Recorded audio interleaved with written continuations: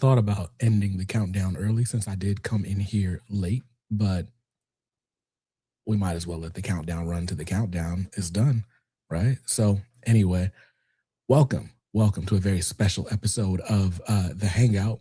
Comics Are Dope Live. We don't do this crazy often, but I figured if there's any good reason to do a live stream, it's one, because of tonight's guest, and two, because it's almost my birthday. So we're celebrating. We got some comics to give away. We got a lot of fun things happening. And with me to talk about all those fun things is my man, Trevor Fernandes-Lenkiewicz, who is here to promote his Kickstarter that just went live today, right? For Heavy. Yes, sir. Yeah, we are here, man. And happy early birthday. Glad we get to hang out for a bit. Thanks, man. I'm glad as well. I'm excited about it. So we got some people here in the chat, who are watching. So if you're here, throw something in the chat. Let us know. Let's talk. But welcome. Thanks for being here early, on time. I was a little bit late. And Trev, you just came back from the gym. Was it chest day, arm day, leg day? Chest and biceps, baby. It was my first day back in like months, and I've been just putting it off. I told myself when I came back from New Orleans last week that I was going to get back on it, and then it's procrastination plus prepping for the Kickstarter, and I'm like, you know what, like there's really nothing else I'm gonna do. Like I'll give myself a reason not to get back into it, and so it's finally like, you know what, nope, no more. Like time to get my ass back down there, and yeah, it felt good, necessary for sure. Right. I think I'm gonna get back into it like in 2 days. I think I'm gonna celebrate my birthday starting off at the gym. Hell yeah, love to hear that. 2024, I went super hard, and then we had a baby 2025, and that took me out of the game. I'm drinking a Celsius right now. These things have been on auto ship since 2024 because I typically will have one while I'm at the gym or on the way to the gym as like a pre-workout. And yeah, I never stopped the shipments. So I had to give myself a reason to drink these. Are you not a coffee guy? I've become a coffee guy. I wasn't when I started with these. Yeah.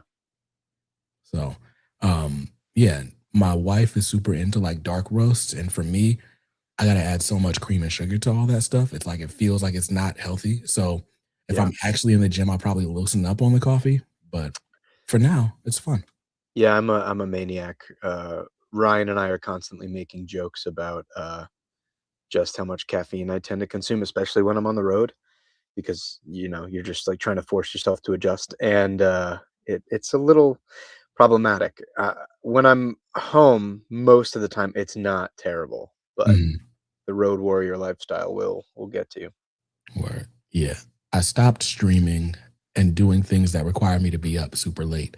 If I got a podcast, usually I'll record in those like 9 p.m. or later.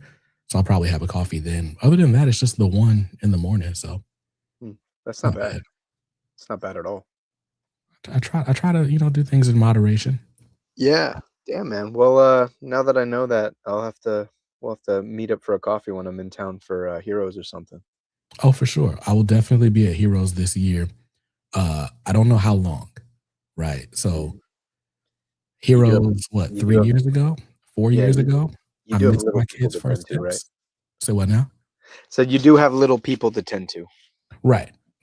So, but I was joking with my wife the other day. I'm like, because I missed my middle child's first steps at Heroes Con. Oh, no way. And I hadn't left the house in like a year. She was a COVID baby and a preemie. So I had seen her every day of her life. And I go out of town for one day. And that's the day she decides to walk. So with this next one, I was like, listen, if she has not walked, but she's like close, I'm just taking her with me to Charlotte. That's just how it's going to go. Set her on the con floor, see if she gets like a speed boost from the concrete. Right. Yeah. I know people like that, man. I won't be missing it. Good, man. You know what? Indoctrinate her while she's young. Oh, yeah, for sure. She's already taken to my action figures. Her favorite is I got a John Stewart Green Lantern that's on the floor right now because she always goes and grabs it off the desk, off the shelf, and is eating his head. Him in my morality. You know what? As long as it's not electronic, Right. we're good. We'll Right. live. And you know what? Like Jon Stewart was my Green Lantern too. I grew up with the Justice League show, so I'm sold on that. Absolutely. Absolutely. I'm ready for Lanterns. I don't know, how Aaron Pierre is going to sound. He did fine in Rebel Ridge. That's the only thing I've ever seen him in. But I'm excited about it either way.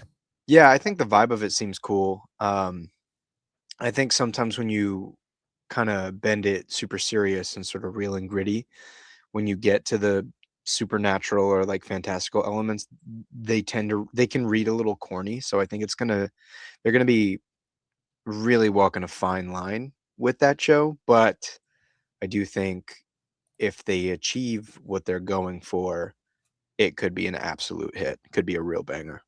Definitely. Plus, I'm a true detective man. I love that show. Word.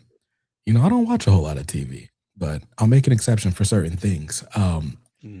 Entertain Me's here. He says, I'm here. What's up, dude? I think this is my first time seeing you on this channel. Typically, when I see you, we're in Comics Pals. So thanks for following me over here. And my man Doug Tyser says, happy birthday. Hope your day's been good. Thank you, sir. Thank you. That's my buddy. So yeah, now we're here to talk about Heavy. And all I know about Heavy is that it's got amazing art by Ryan Best, and that it's a supernatural horror, which are things that I typically stay away from. But because it's about guilt, I'm like, that sounds interesting. But I'll let you give the pitch. Like, can you tell us what this book is about? And I guess I'll share something while we're doing it. Yeah, absolutely. So, this book is kind of about our natural, like, suffocating descent into shame. I was raised Catholic. I'm not Catholic anymore, but I've found that that has really stuck with me, and my natural behaviors have reflected that. So this is sort of a supernatural atmospheric horror um, that takes place in this event where like the collective weight of the world's guilt has reached a fever pitch, and basically in the chaos, the latchkey black sheep of this foster family has to investigate the disappearance of the little brother he left behind into the system 16 years prior. And as his search brings him closer and closer to that answer, he has to figure out how to counteract whatever this mysterious force is that's preying upon people, and kind of reconnect with the memory of this little boy. And it kind of gets supercharged by this series of letters that he receives. And he's received them since he ran away. So basically, you learn that his little brother's been tracking him over all these years. And Atlas is too afraid to open these letters, but too guilty to throw them away. So he kept them in this shoebox, which has some very significant history to it.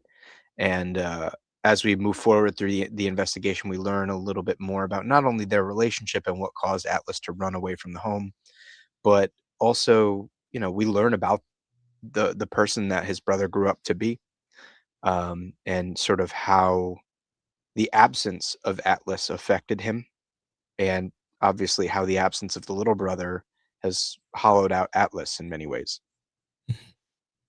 Wow.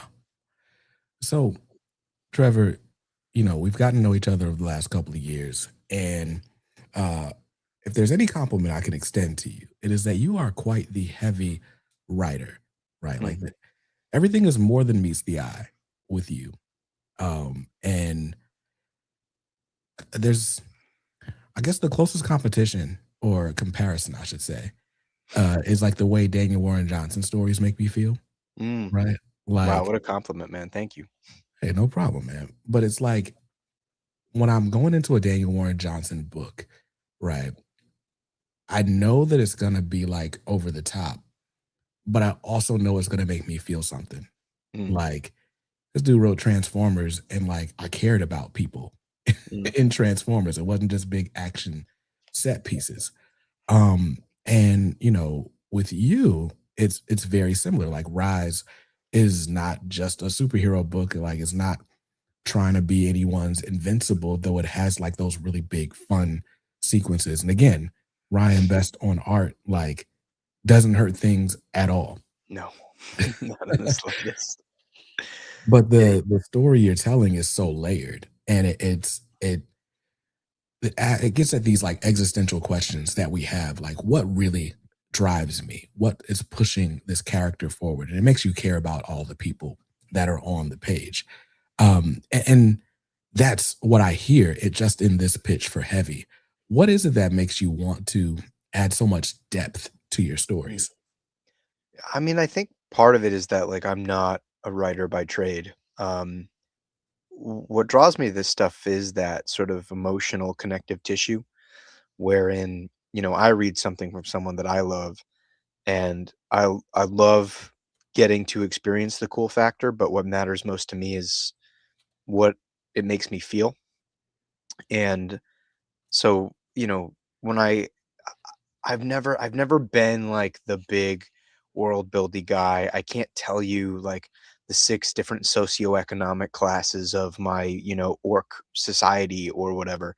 And I really admire the people that are able to do that. But what I can do is poke at a core wound of a person, of a character, and try to draw out, a genre or tools of a genre that put that on display. And sometimes it's in a horrifying way, as insofar as this, other times it's, it plays into sort of our social constructs like in Rise, but, yeah, they are the reason for me to tell the story, if I'm being quite honest. Like, I never lead with, like, I wanna tell a superhero story, I wanna tell, a supernatural horror, I wanna tell a, sci-fi thriller. The genre always comes second. For me, it's the theme, and I work out from that. Like that is the basically the root of my tree. Okay. So with that, why supernatural horror as the theme or the vehicle for this story? Oh, well, part of it was that I had been solicited to pitch another book to a publisher, specifically that was horror, and that I found interesting because I had never done it before, and I ironically was not like a horror person. I had a few niche horror things that I really liked, like comics wise, loved Witches, film wise, loved The Lighthouse, but like wasn't a horror person. Growing up, I never really had like the stomach for it. But when I was solicited to make that pitch, I did a bunch of research, like comics, film, television, just like spent several months watching nothing but horror. And I grew to love the genre, especially the horror of the existential kind. And at first, this book, I had considered making it like my return to sci-fi for the first time in several years. Uh, but I realized that there's something that I don't want to explain away with physics and chemistry.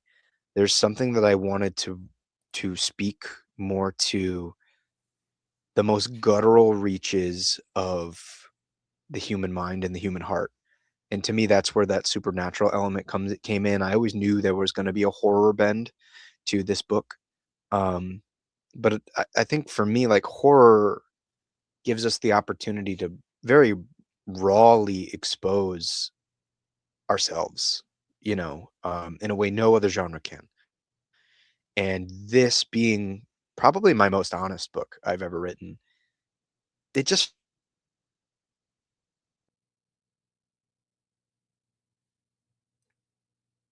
Well, did I lose you?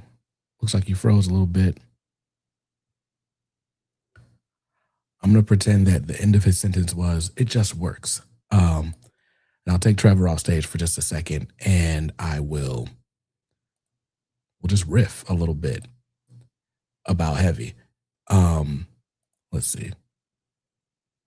All right, I'll put him back just in case he shows up. So, actually, maybe this is a good time to just go back to the chat.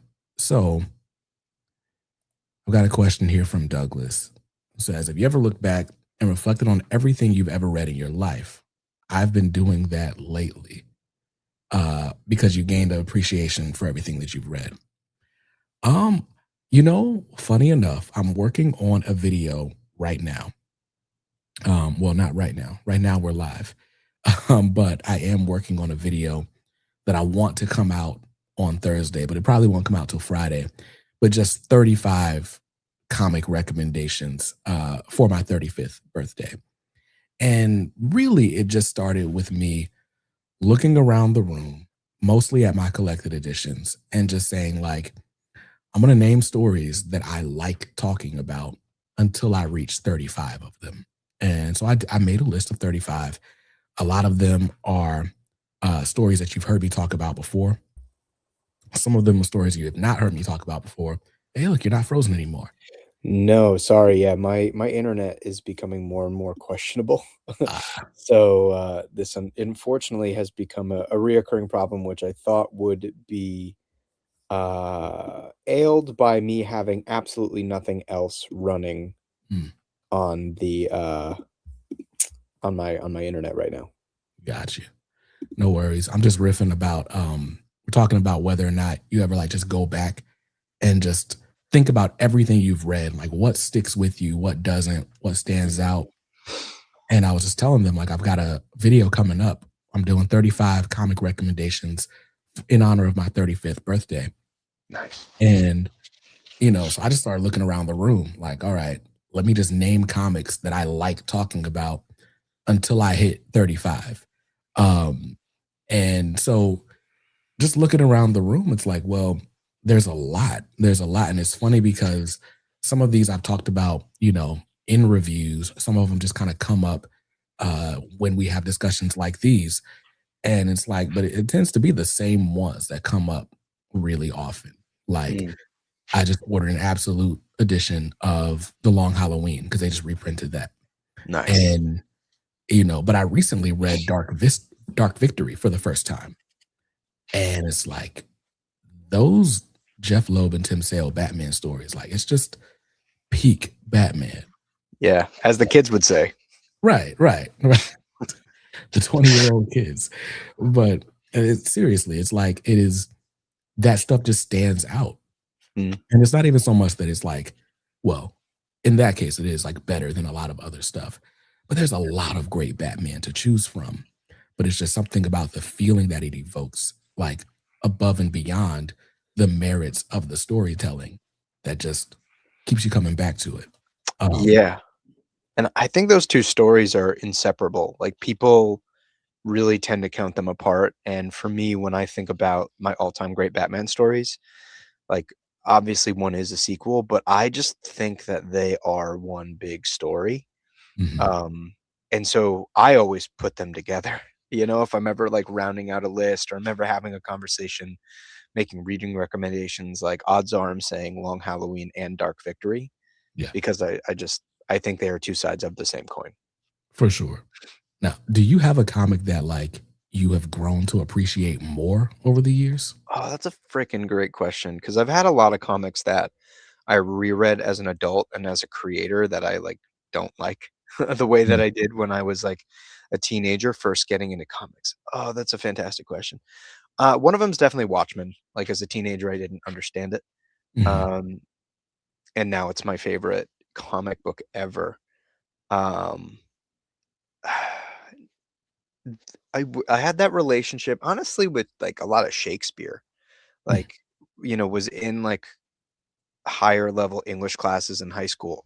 Didn't get it. Spent half the time like trying to understand the basics of Old English.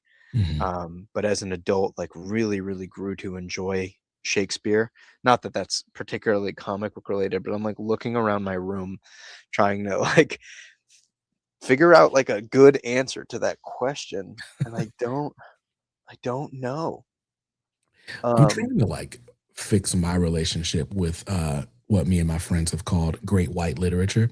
mm, Because it's kind of the default that you learn in English class, right? mm, Like, and so we're reading Chaucer and Steinbeck and Shakespeare and all this stuff, and I'm just like, I don't care about any of this.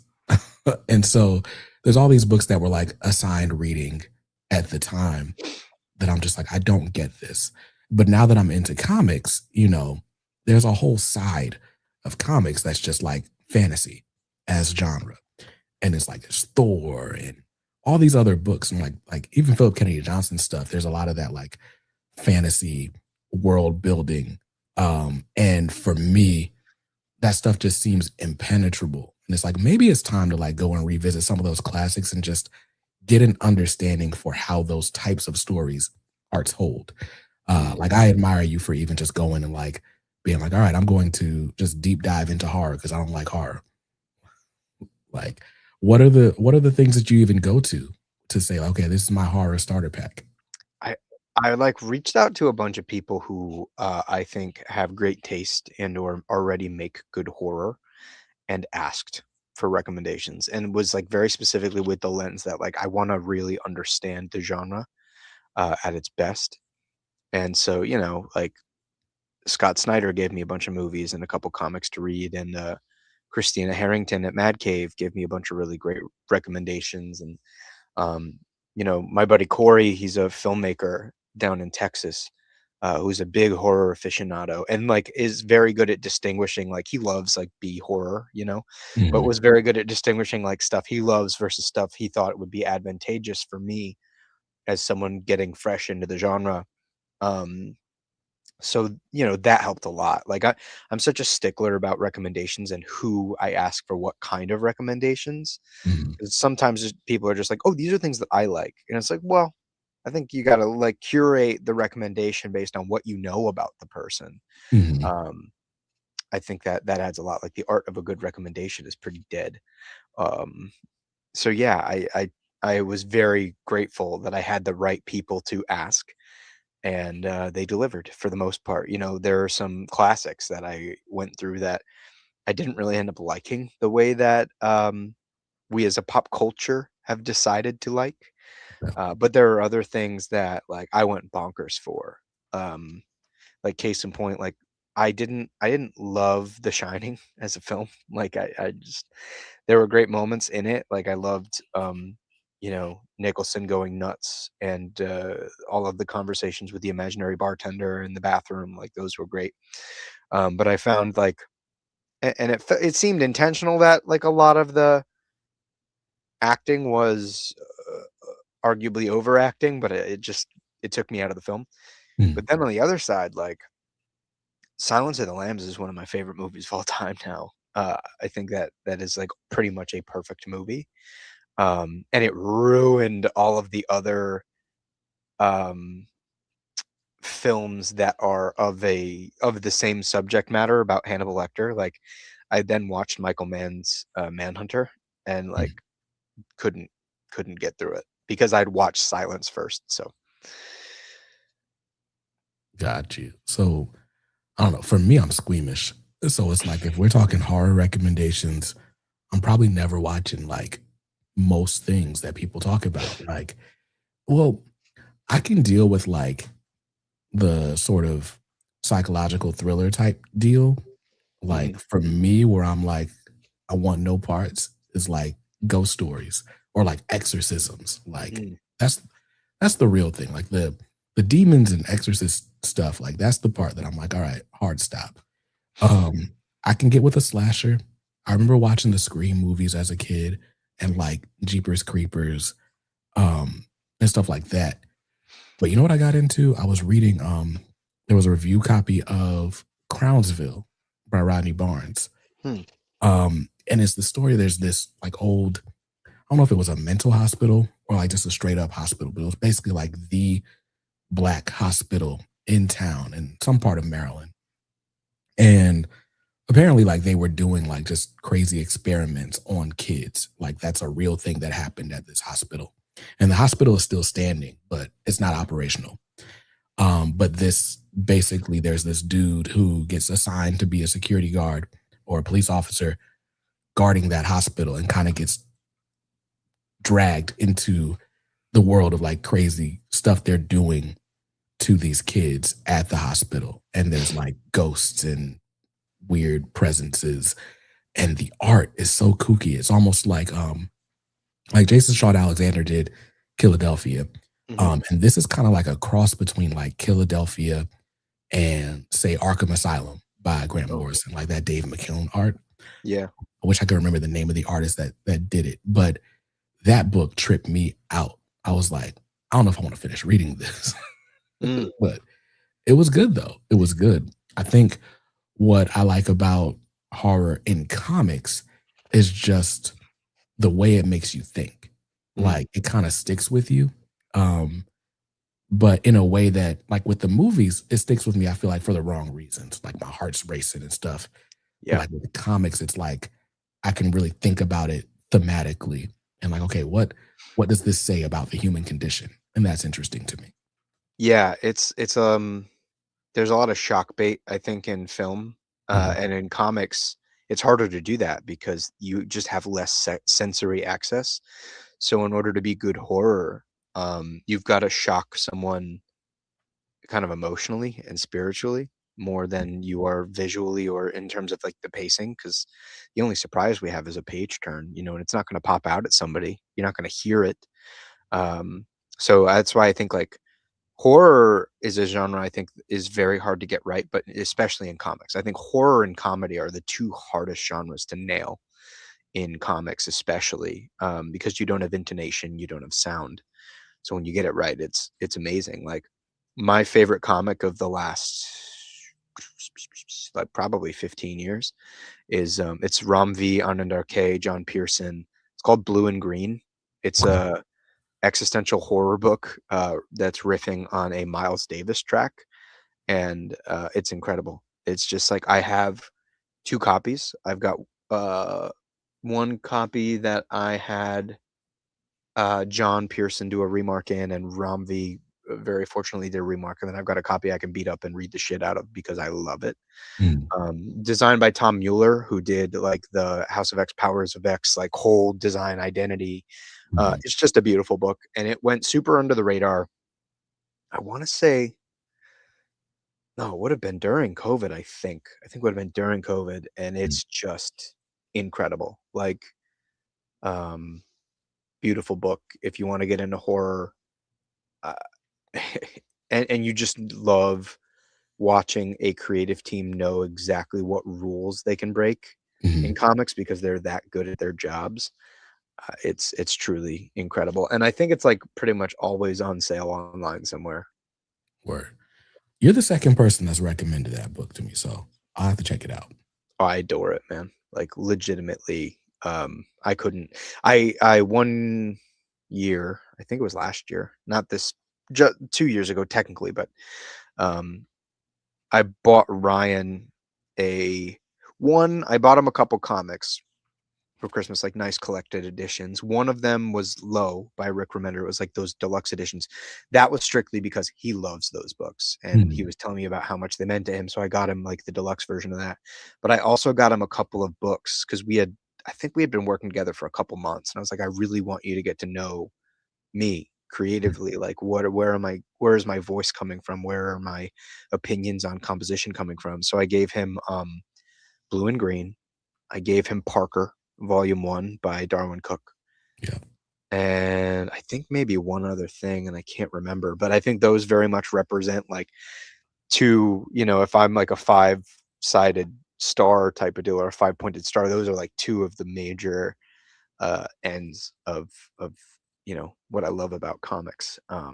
But yeah, couldn't recommend Blue and Green more enough, and I'm also, like, a blues head. Blue and Green is, like, one of my favorite, tracks of all time. mhm, nice, nice. I need to dive deeper into Miles Davis. I have, like, a sensitivity to high frequency, so, like, the trumpet doesn't often work for me in tracks, so Yeah, I get that. I think if you get into, like, kind of blue and green, like, the great thing is there's a lot of, like, in there. I don't know where I cut off, but, I was saying a lot of those early Miles Davis tracks have some really smooth John Coltrane sax and Sonny Rollins on there to kinda keep things a little bit more mellow, but, nice. yeah, those are really beautiful albums, and I couldn't recommend them enough, even as somebody who is, like, kinda not super acquainted with that stuff. Mhm, 'Cause it's not so wild. It's not like his bebop years where, he would just, like, scream notes on the mhm, horn. Um, yeah, just, like, really, really beautiful stuff. And I always around the fall will have like a good like sit and listen. I'll pour myself a scotch and listen to Blue and Green and just like get in a mood Nice. and end up writing something, which I think honestly is probably when I started writing heavy. So Nice. I love the title "Heavy," by the way.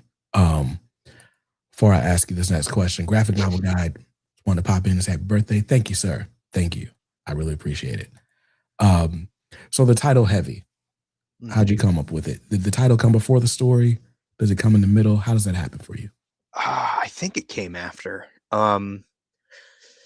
I almost called it Fall to have Rise and Fall, but I was like, Uh, that's a little bit too cheeky, and it doesn't really speak as much to the story.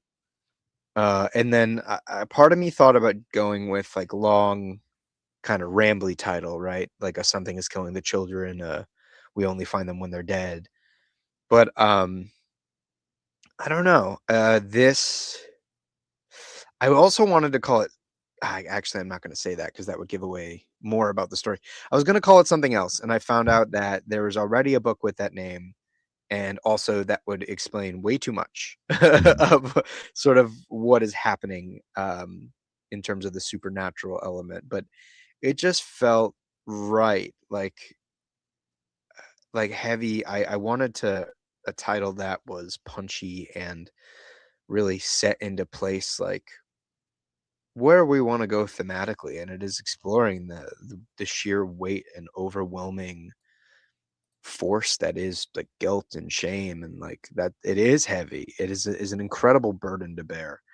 Um, and you know, I had to even things out because my first two works in comics were very long titles, and now my third and fourth works in comics are one word titles. Right. So you know, we're just keeping the ecosystem balanced out. Heavy just feels right. Hmm. Like, and even just going through these preview pages, which I'll stop being selfish and let you guys see them too. But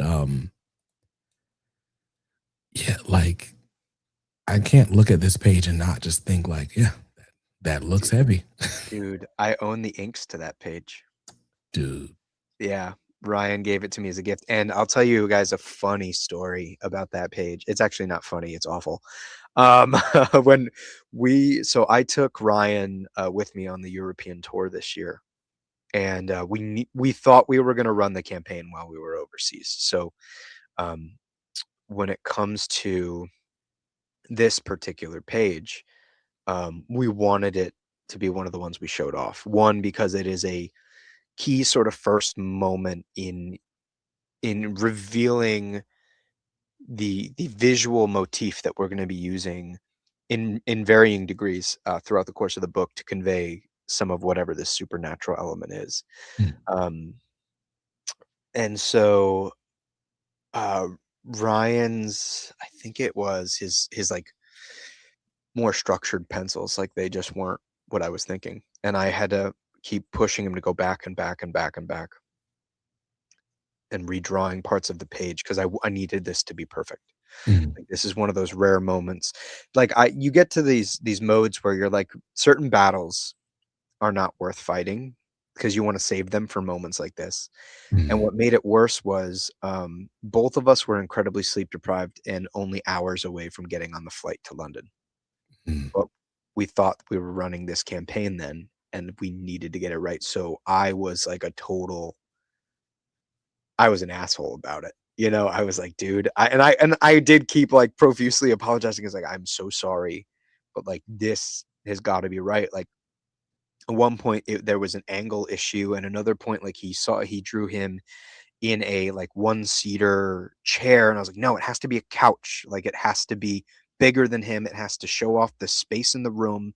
It has to make him feel isolated," right? Because if he's sitting on a one-person seater, the way that he takes up space is greater than what he would sitting on like a 2, 3-seater couch alone, right? Like, mm, we're speaking to how lonely this guy is and sort of the cumulative effect of, like, the echo chamber created by his memories and, like, what happens when he has no one to really, like, to console him, you know, and it's self-imposed, like, he created this by running away from his little brother, and has kept running since. And so yeah, it had to be perfect. And it like the inks on this page are insane. They're so beautiful, so textured, and so perfect. And it was such a labor of love. And I kept telling Ryan, like, I wanted to buy a page from him. And at some point he's like, well, you have to have this one, and I'm not letting you pay for it. So I very happily have this now set up where I do like all my Kickstarter fulfillment along Mhm. with the original inks to the Rise #1 A cover. Nice. It's funny because it's like just looking at this, it looks different from Rise, Yeah. like very much so. Like, and I was excited just from the mention of, oh, Ryan Best back on art. That's dope. Um, but it's like the style is so varied Mm. um from what we've come to know. Like this like dock scene and then the melting into the couch, like that's wild. That's Yeah. wild. First of all, I just would have assumed that it was like all digital. So the fact that there are even inks to own, Mm. it's crazy. Yeah, some of them are available on the Kickstarter too. We have some of them up for grabs, but they're so beautiful. They're so textured, and it's been so like we just did a show in New Orleans together, and he had the portfolio with him, and I got to like really browse through a bunch of these, almost the entirety of issue one's inks. Mm, We're like 75% of the way through this first book. Um, and they're just like so stunning. Like, and looking at the application and sort of you can see how an artist's brain works looking at mhm, the original inks. And that's been really fascinating to watch. But when we decided to do this project together, because I don't know if you know this, but I originally had someone else attached to this book, and that just didn't work out very well. And Ryan got weirdly competitive and was like, "Let me do it." And I was just like, "Listen, man, like." I was like, I love you, man, but like I've got some holdovers. Now, the caveat was we worked so well together, and I think he's a talented enough artist that he has range, you know? So mm, I knew like I needed to give him a chance to show me that he could do a different book. And it was with the caveat that like we had a lot of conversation about stylistically where we wanted to go with this book, and how basically like I wanted someone to look at this book and without having looked at the credits have no idea that he's drawing this book. mhm, Not in terms of like the competence and the storytelling, but stylistically like this could look nothing like Rise. Like where Rise is really concerned with lines and open space and being expressive by way of the stroke of a line, like this book is about texture and space and form, you know, riffing, you know, on like some Greg Smallwood stuff and Bill Sienkiewicz and a little bit of Dennis Cowan in the later years, especially. Like this was about showing like sort of like the body language in context with the scene in a big way. And it just, you know, it took a little back and forth, but my man, like he came through. And especially like once you get into like the middle and end of this book, like he just gets better. Like it feels like every 6 or 7 pages he figures something new out, and it makes me so excited for what the rest of the series looks like if he's just going to keep doing this, because he did it with Rise. Like, you know, by the time you get to issue 3, it's just like wow. You know, like one was great. One was mhm. a book I'd put up against most anything at Marvel and DC. By the time we get to 3, I would put it up against anything at Marvel and DC. Man, man. And shout out to Juan Castro on inks for that D cover. Mhm. Juan Castro did plenty of work for DC Comics, including a lot of the Green Lantern run when Jeff Thorne was on it, and Blood Syndicate also when Jeff Thorne was on it. Yeah. Yeah, Juan rocks, man. Like we actually became friends before we worked together. We met at San Diego Comic-Con last year. Well, I invaded him, and Jackson Lansing have this tradition of a bottle swap where Juan brings a spirit from Mexico and Jack would bring a spirit from Scotland. Mm. And I'm a big liquor slash cocktail guy. And so I was like, well, like let me bring an American spirit, so I basically self-inserted and they very kindly allowed me in. So we're all drinking outside of the Hilton Odyssey after I can't remember if it was after no, maybe it was after the Eisners, I can't remember. But don't drink, kids, you won't remember anything ever. And we just like really clicked, really, really connected and kept in touch. And I was just like, well, I wanted to let Ryan kind of do what we've been doing on Rise and have him do an A cover and then let him do like a wraparound cover D. And we were like, well, like, what are some ways we can add a little bit of flair? And it's like, well, maybe we have Juan ink the D covers to give us a little something different. Mm. And that's exactly what we got. I actually had the privilege of hanging out with Juan for a little bit. He also went to Fan Expo New Orleans, flew up. So we got to chill and have some really incredible Israeli food and share a couple drinks. Just an all-around great guy and talented inker, of course. Nice, nice. I get in touch with Juan. There was a point where I was inquiring about a page of his, and then like I had something weird happen with my email and kind of lost the train, and lost access to the email address for a while, Mm. and never circled back. So might need to do that. Yeah, yeah. Um, Shoot him a DM on Instagram. He's pretty active, and let him know you're a buddy of mine. okay, will do. So catching up on some comments here. Neighborhood Merc says, "Happy birthday, thank you, sir." Afro Sci-Fi loves the electric era of Miles Davis. Mm. Dope. He also says happy birthday, as does Flaming Jelly Beans. All familiar names in the chat. I'm always excited. Like I don't get to do live streams often, but the reason I love doing them is because I see some of the same people every time. It's like we got an ongoing conversation going. It's fun. But so let's take a quick break from heavy just to to chat a little bit. Now I heard you came here with prizes. What do we have? What's going on? Yeah, man. So, of course, I wanted to honor your birthday and show out a little bit for everybody in attendance. So, I figured maybe I'd give away a couple of digital copies as runner-ups, but the main prizes, was thinking maybe, what did I say? Like 3 copies of the Helix Project One, the embossed version with all the behind the scenes features, which actually I sent you one to show on Yes. screen. Okay. Pull that up. And then hopefully my internet doesn't absolutely shit all over me. I was also gonna send out a Rise cover C, issue number 1, first print. It's got a beautiful triple page fold out. Um, give out one of those as well, and hopefully convince the great people of the internet to come support Heavy, pre-order a new book, get it's really the hard sell for me on building my career is like I'll be like, well, if you liked this other book I did, it's nothing like any of the other books I did.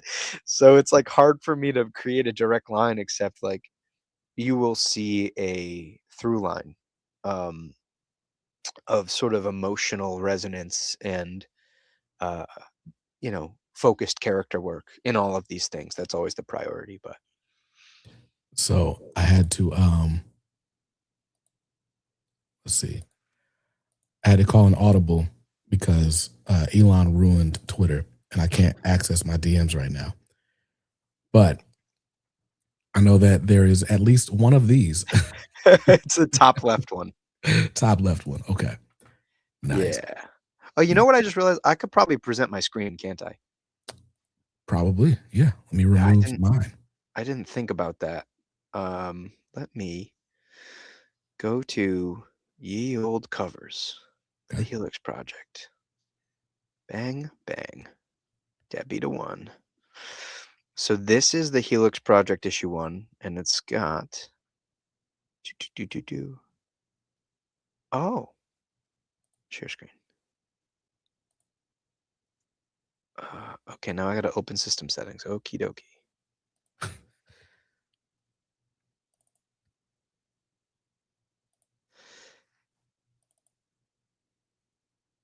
Okay, so will you work?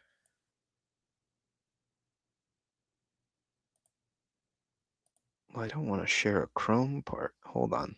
All right, kids. I'm sorry. I'm getting old and washed. Listen, the last time I did a live stream, I was talking for at least 5 minutes about a collection of clothes, and I realized, or someone had to tell me that I wasn't sharing my screen, but had no idea. I'm just going on and on about how amazing this X-Men clothes were. And they were like, "Hey, Unc, we can't see you." That's incredible. All right, so this, I think I presented it, Oh, here we go. the Add it to the image. stage. So that is, yeah, new edition-ish. It's not new anymore. Mhm. Um, it's so much sexier than saying the second print, but it's got a beautiful cover, beautiful new cover, behind the scenes features with like the original inks to the cover and all the coloring notes, a director's cut sort of feature where I analyze one of the pages and show off the script and talk about sort of how the text was translated to the finished work. Um, but yeah, I think this is a pretty spiffy piece.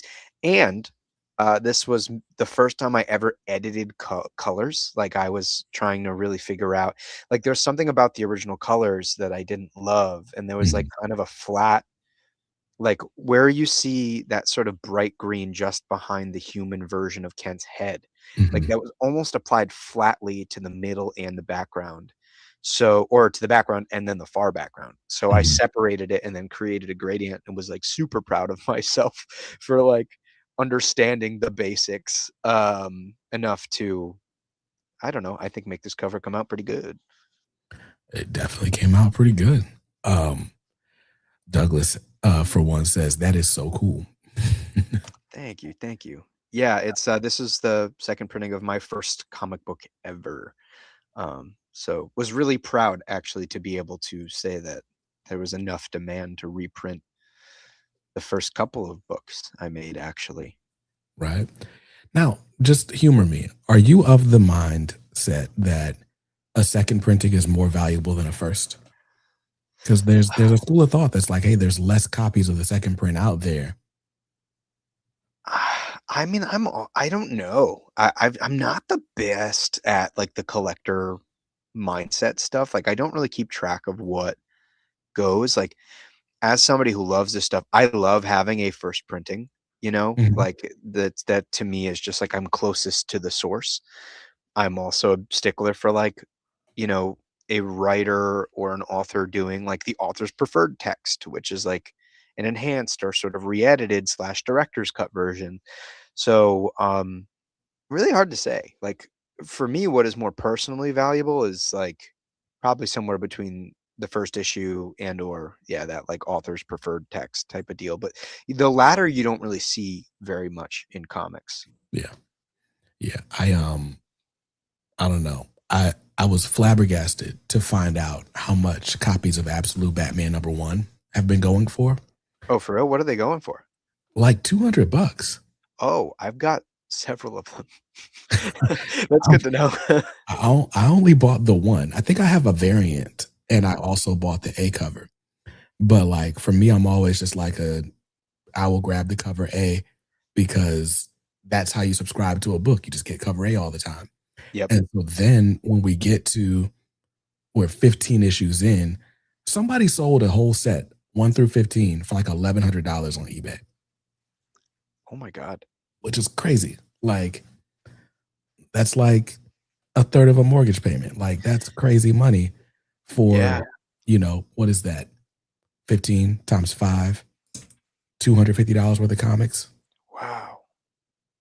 Yeah, that's bonkers. I and that's interesting because that first printing had like a 250,000 copies or something like that. Maybe more. I think actually like I don't know. I remember by the time I talked to Scott that October, it had done like 400,000. And I don't know if that was between the first and second printing or first, second, third, Mm, but it had already outsold the new 52 Batman #1.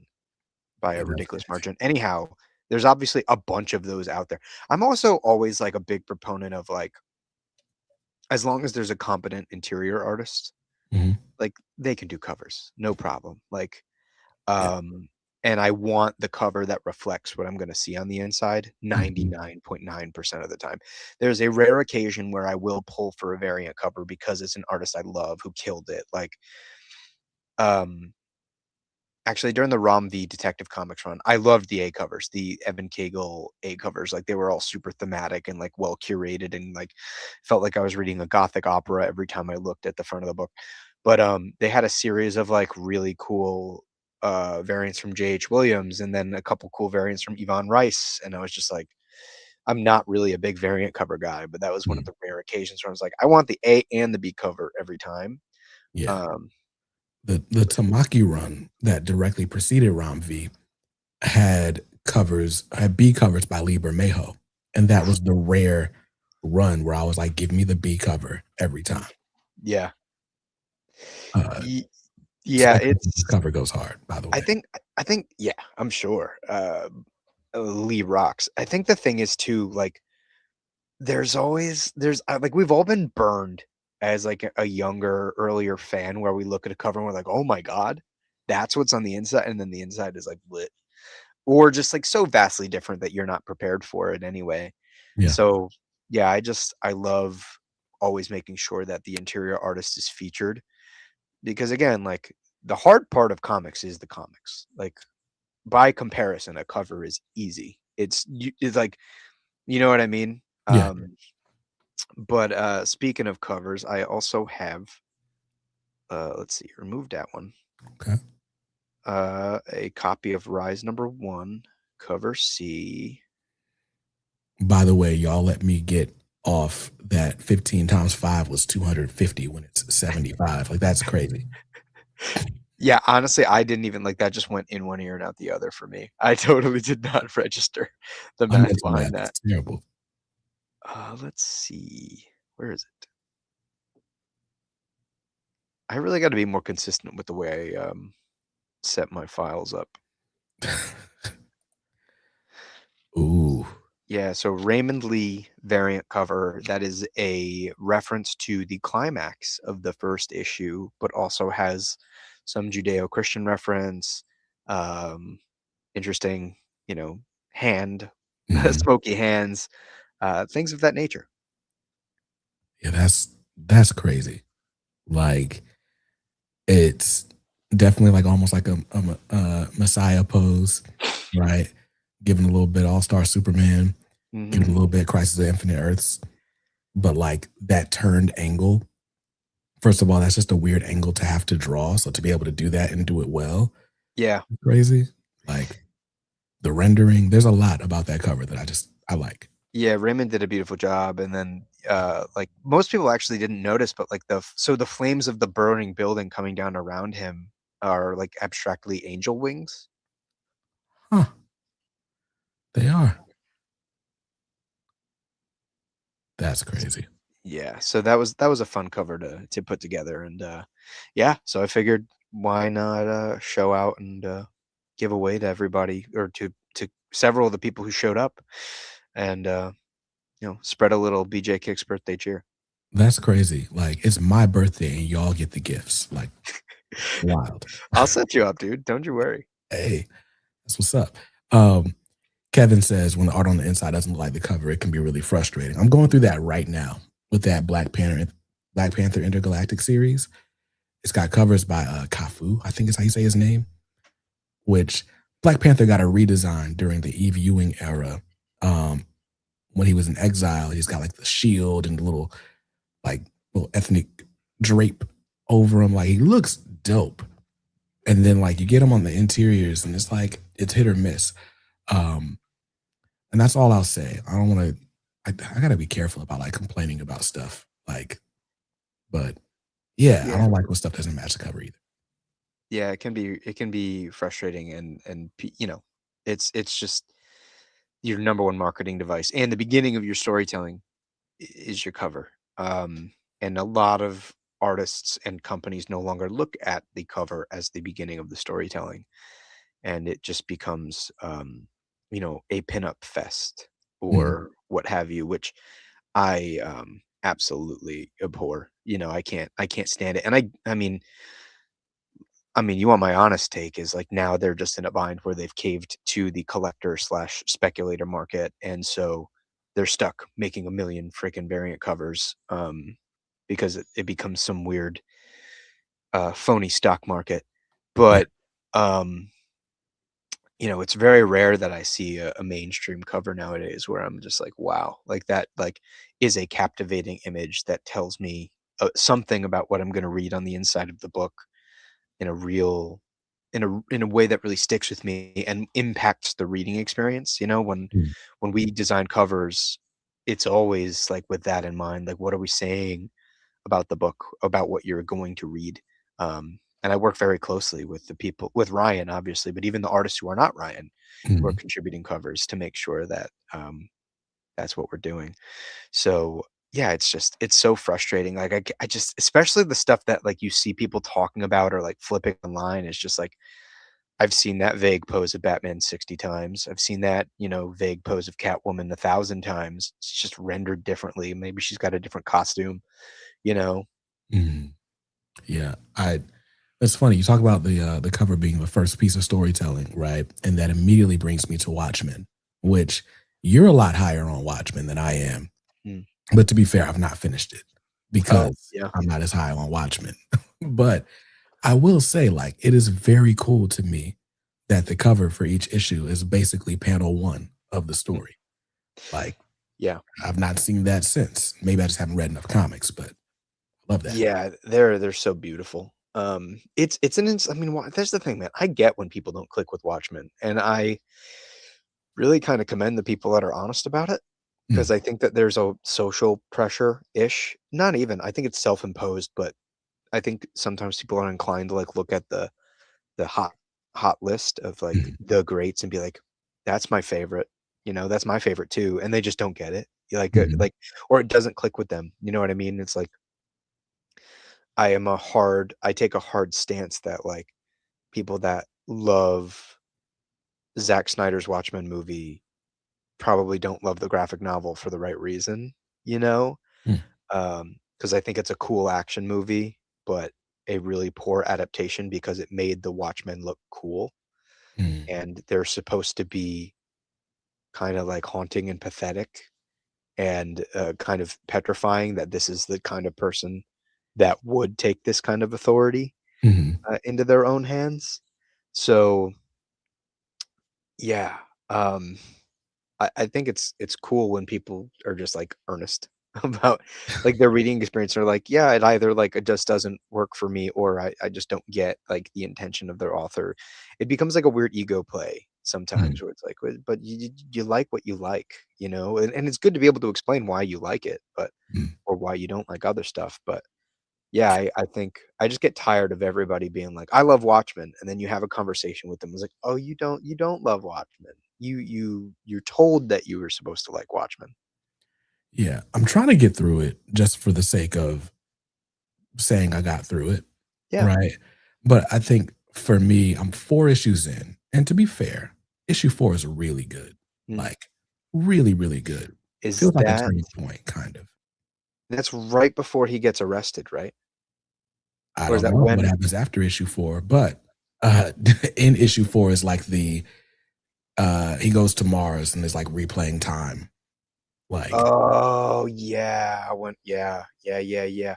5 and 6 start to get nuts, mm, like, really, really good. You get into some cool Rorschach stuff and Owlman and, oh, god. I just, like, shout out the colorist mm. on the original Watchmen, Is it John Higgins? John Higgins, I think so, yeah. Yeah, I again, the craft of the book, I'm enjoying, um, like, just how thought out every panel is, and the issue 1 opens, like, when you're rising up from the ground and then Mhm, closes in the same way, but it's, like, mhm, panning up from further, like that. Like, there's a lot technically that I enjoy about Watchmen, but, like, I hate everyone in the book, and that makes it hard for me to want to read it. I think that's the interesting thing is it's a real to me it's a real masterclass in sort of the essentials of character work in that they don't need to be likable, but they do need to be interesting. Mm, Um, and I think that's a big thing about like Game of Thrones. Like, I mean, sure, some of those characters are likable, but half the characters that are likable end up dead or are corrupted. But at that point, you love them, mm, or you're made to love them. And I think that's the interesting thing about Watchmen is the characters are all pretty awful. Like, but you're made to like either see a piece of yourself in them or find a reason to attach. Like, I don't know. I just think it's such a fascinating exploration, especially looking at the context of the time, like what this book came out in 85, 86, like mhm. incredible what they were doing and the way that they slowed down the genre just with the pace of this book. Like it's so unprecedented. Um and it just I don't know. It's just one of those things that I actually like it's one of those things that I get something new out of every time I read it. Mm. And I'm like 7 or 8 issues in through a reread right now, actually. And it just gets me so and I like now I'm starting to really enjoy the back matter stuff, which I hated. Every other time I read that book, I hated the back matter. Um, Only until like a more recent reread did I even start to like the Black Friday stuff. Um, but Yeah. yeah, The back matter kinda kept me in. By the way, did you turn on that voice effect? Like, no, is it crazy? yeah, you're, like, echoey, like, Is it it's like better? a like a Better reverb. now? There you go. Yeah, I think I accidentally pressed the button on this mic, and I'm not entirely sure because it has one button. So That's like there hilarious are that there's a different press reverb patterns. button, and you and then you just happen to be talking about the most epic part, like, and it's just amazing, and I thought about the back matter, and it's like, "Ooh." I should think about how to use this more strategically. Right. Kevin says he didn't read Watchmen until he saw the movie. And that's the other thing, like, I'm such a dork. Like, I won't watch the movie. I won't watch the motion comic. I have not watched the is it Regina King that's in the TV show? Oh, the TV show's good. I haven't watched any of that stuff because I'm like, I feel like I have to read the book first. Yes. Yeah, I tend to feel the same way. Like I'll get really like I wanna do that. Like obviously they announced or the trailer came out for like Supergirl Woman of Tomorrow and I Mhm. immediately like first of all, like the Bill Everly and Matt Lopez art is stunning. Yeah. But bought the deluxe edition so that I could read it. And then I put up a poll on my Instagram like what should I read next? And it was like that a reread of Watchmen, a reread of the I got the Martini edition of Oh, Parker. Parker, which is just freaking stunning, um, as a Christmas gift to myself, and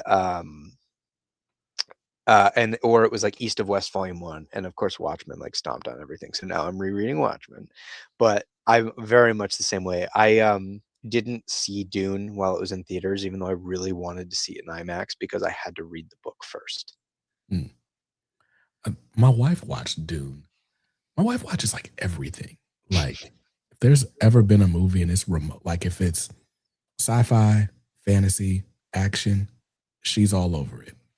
Like, for me, I'm just like, all right, when the superhero shows up, call me. Mm. And I'll watch that. But yeah. Yeah, I've gotten really skeptical of like superhero multimedia. Mm, It just, I got really murdered by like Marvel by probably 2022, 2023, and just was like super out. Like the, I think the first, aside from the Batman, which I mhm. loved, the first actual like Marvel movie I went to see in the theaters for years was Logan and Wolverine, or excuse me, Good Wolverine and lord. Deadpool. Yeah. Um, because like the last one I had seen in theaters before that was Doctor Strange 2, Mhm. and I just wanted to throw myself off a bridge. Yeah. First of all, when everything went to streaming, I just like, or when everything became a TV show, that kind of Yeah, knocked me off the Marvel wagon. Like, yeah. the story of my marriage is the MCU. Like we would go see everything in theaters, but then they put everything on streaming, and I'm like, I'm not watching 6 hours of this. And it was like every show had a 6-hour series. I saw WandaVision, and I think I saw a little bit of The Falcon and the Winter Soldier. Haven't seen Loki and whatever else that came after that. And then all that multiverse stuff that seemed like it built on it. So Eternals, I think I did watch Shang-Chi, but there's a bunch of MCU that I have not seen between like 2021 and now. I did see Fantastic Four, and I'm very excited for Doomsday, though I feel like I probably got some homework to do before that comes out. Yeah, I mean, I've watched some stuff since, and I've watched some things on streaming. Like, I mean, like Black Panther was so good that when Black Panther 2 came out, I was like, I had to watch it. Didn't love it. Did not love Black Panther 2. Obviously, they had to zag pretty hard, and that Yeah, wasn't the movie they were originally going to make. So I don't pin any of that on Coogler, who is like, otherwise kind of I got like the best batting average in Hollywood right now. right. Um, but so I ended up watching that on streaming. I did go to see Fantastic Four in the theaters and didn't love it. Superman I've seen twice, and after watching it the second time was a little bit colder on than the first watch. The first watch, I was like, wow, like just so kind of blown away that we got a good Superman movie. Right. And then rewatched it with Ryan actually at the Chinese theater in LA, Okay. and kind of ruined it for him because at that point, like my critical brain is now on. I'm like not as wowed, and so we're like talking about the movie, and I'm like, okay, but like this is a problem. These are like 6 problems that I have with this movie, which is it's still a good movie. Like I still think like I'm happy that we got that. Um, but yeah, it's superhero content is I feel like now I've gotten to the point where I'm probably more critical of superhero content than anything else. Um, just because like we have obviously gotten some great stuff, and I think the great superhero content is either finding the Venn diagram between like what makes the comic great and like thinking about how you can specifically adapt the most of the comic book to the screen.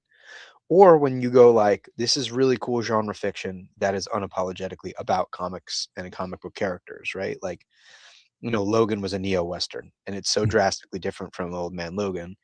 But arguably, like, actually, it's not even an argument. The storytelling's tighter. It's more emotional. It might even be better. It has less of the bombast. Like, he's not exploding out of a weird, you know, I have no way to describe this Hulk without being insensitive, but without exploding out of a particular type of Hulk, or running around like a desolate, I think it was Vegas with a blind Hawkeye, but like, or like the Batman. Like I love that movie. It's got some problems plot wise, but I think like that's just like the most Frank Miller year one meets like there's so many like John Wayne Western motifs in that film. Like that Batman is an outlaw meets, obviously like your favorite David Fincher crime movie. I love when comics are like, okay, like we're taking comics and we're adapting it to film, and what film has is this rich history of genre flicks. And like I love when we find where that and the original comics meet. Um, it's so yeah, it's anyhow, I feel like I've definitely gone off on a tangent. Nah, you're good. I'm just glad I'm not a writer because I feel like if I really had like the solid grasp of like storytelling, and then like I start seeing the patterns, and oh, we're starting the second act, like Yeah. that, I feel like that's a lot. That's a Yeah. lot. Like, because for me, like I'm a visual guy. Like I love composition. Color grading bothers me sometimes. Mhm. Uh, especially like, those third act of Marvel movies where it's like the CGI kind of gets away. It's like some of that bothers me, but if I start paying attention to like the narrative structure, I might Mhm. never enjoy a thing again. Yeah. Yeah, things are a lot harder to enjoy. I'll tell you that, man. And yeah, it makes reading and viewing things a lot harder, especially in comics. Like comics, like I will read at a snail's pace. Mhm. Um, and I couldn't tell you. I mean, this happens for film too, but I couldn't tell you how many like classics that I've watched or read as an adult, even for the first time, I've been like, "This ain't it." Mhm. Like this ain't the answer. I'd probably offend a lot of people, honestly, if I started rattling them off. I actually, if you go back, like way back to college, me doing YouTube, I think I did a video of like hot takes and like picked apart a couple of like Marvel and DC classics. So I was like, these are dog shit. Like nobody should be talking about these anymore. Terrible. um, but you know, you're right. It does make things harder. I actually had a funny moment for months. Ryan was recommending that I watch this show, Devs. It's a sci-fi show, I think, or FX show. But it's written by Alex Garland, who I love as a writer and a director. And Ryan also loves that guy, and we've had a lot of conversations about it. And he's like, "You got to watch the show." And I watched it. I watched like the first 2 episodes, I think, and immediately texted Ryan all these problems that I have with it. And he was just like, you could tell he was like, he's very, you've met him. He's a very calm Mhm. dude. He was just like, I think as angry as I've ever seen him in that Yeah. he just goes, "Well, you like what you like."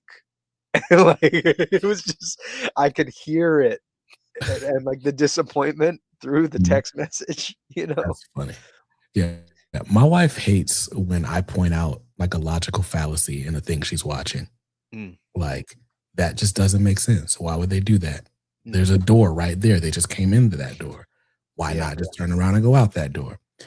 And she's just like, "Will you just watch the movie?" Like, all right, I guess. Sure. Yeah.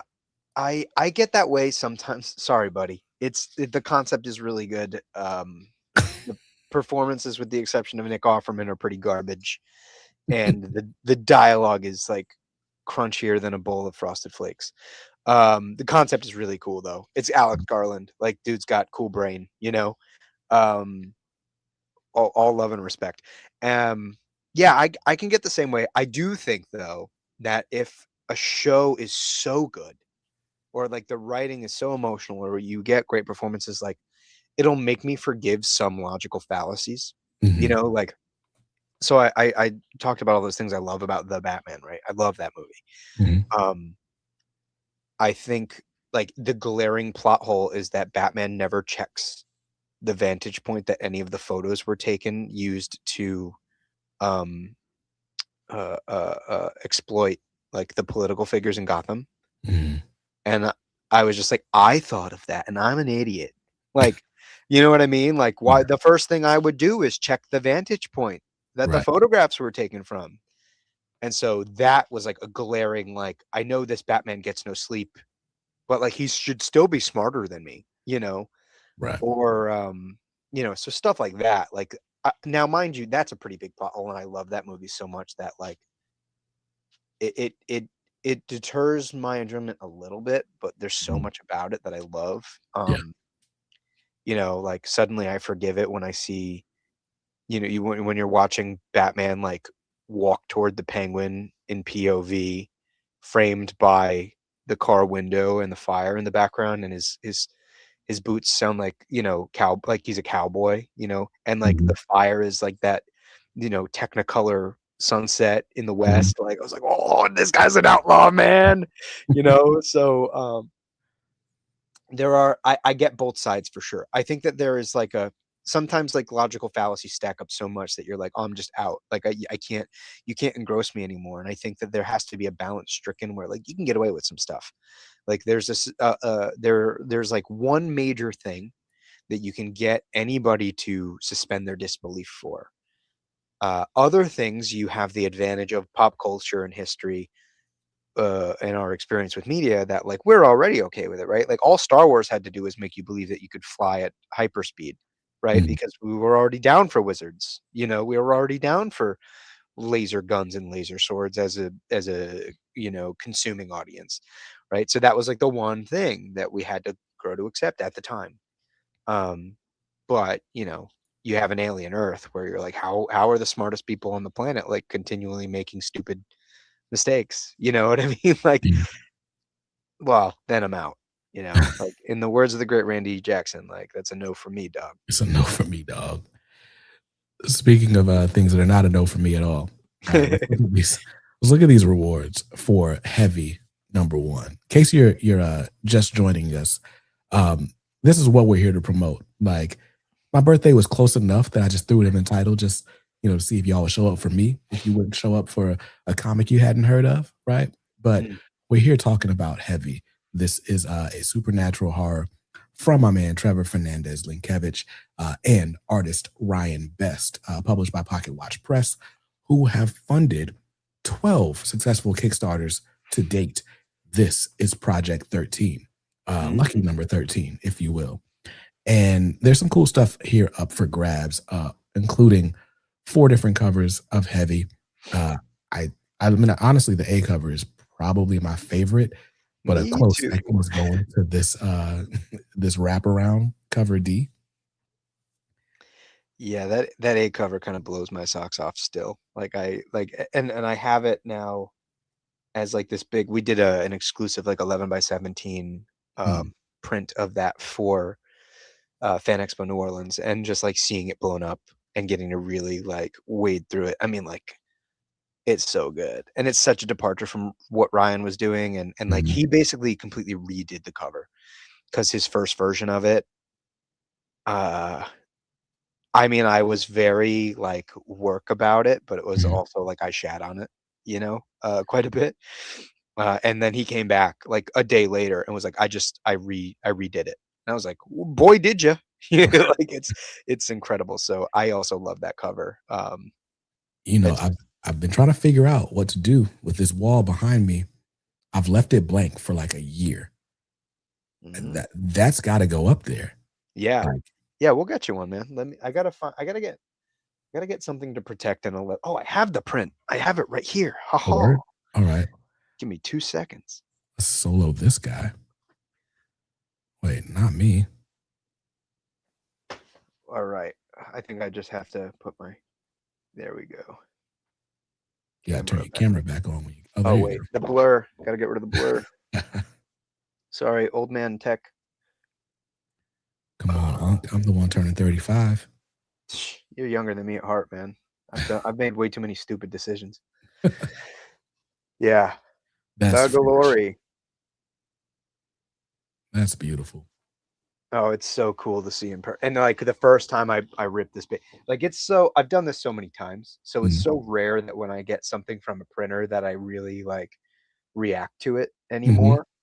But this like definitely got an eyebrow raise to see in person, and like no spoilers, but most people haven't called it out. Like if you zoom in to the exposed chest cavity of our guy Atlas, there's a little mm. like bit of storytelling Easter egg in there.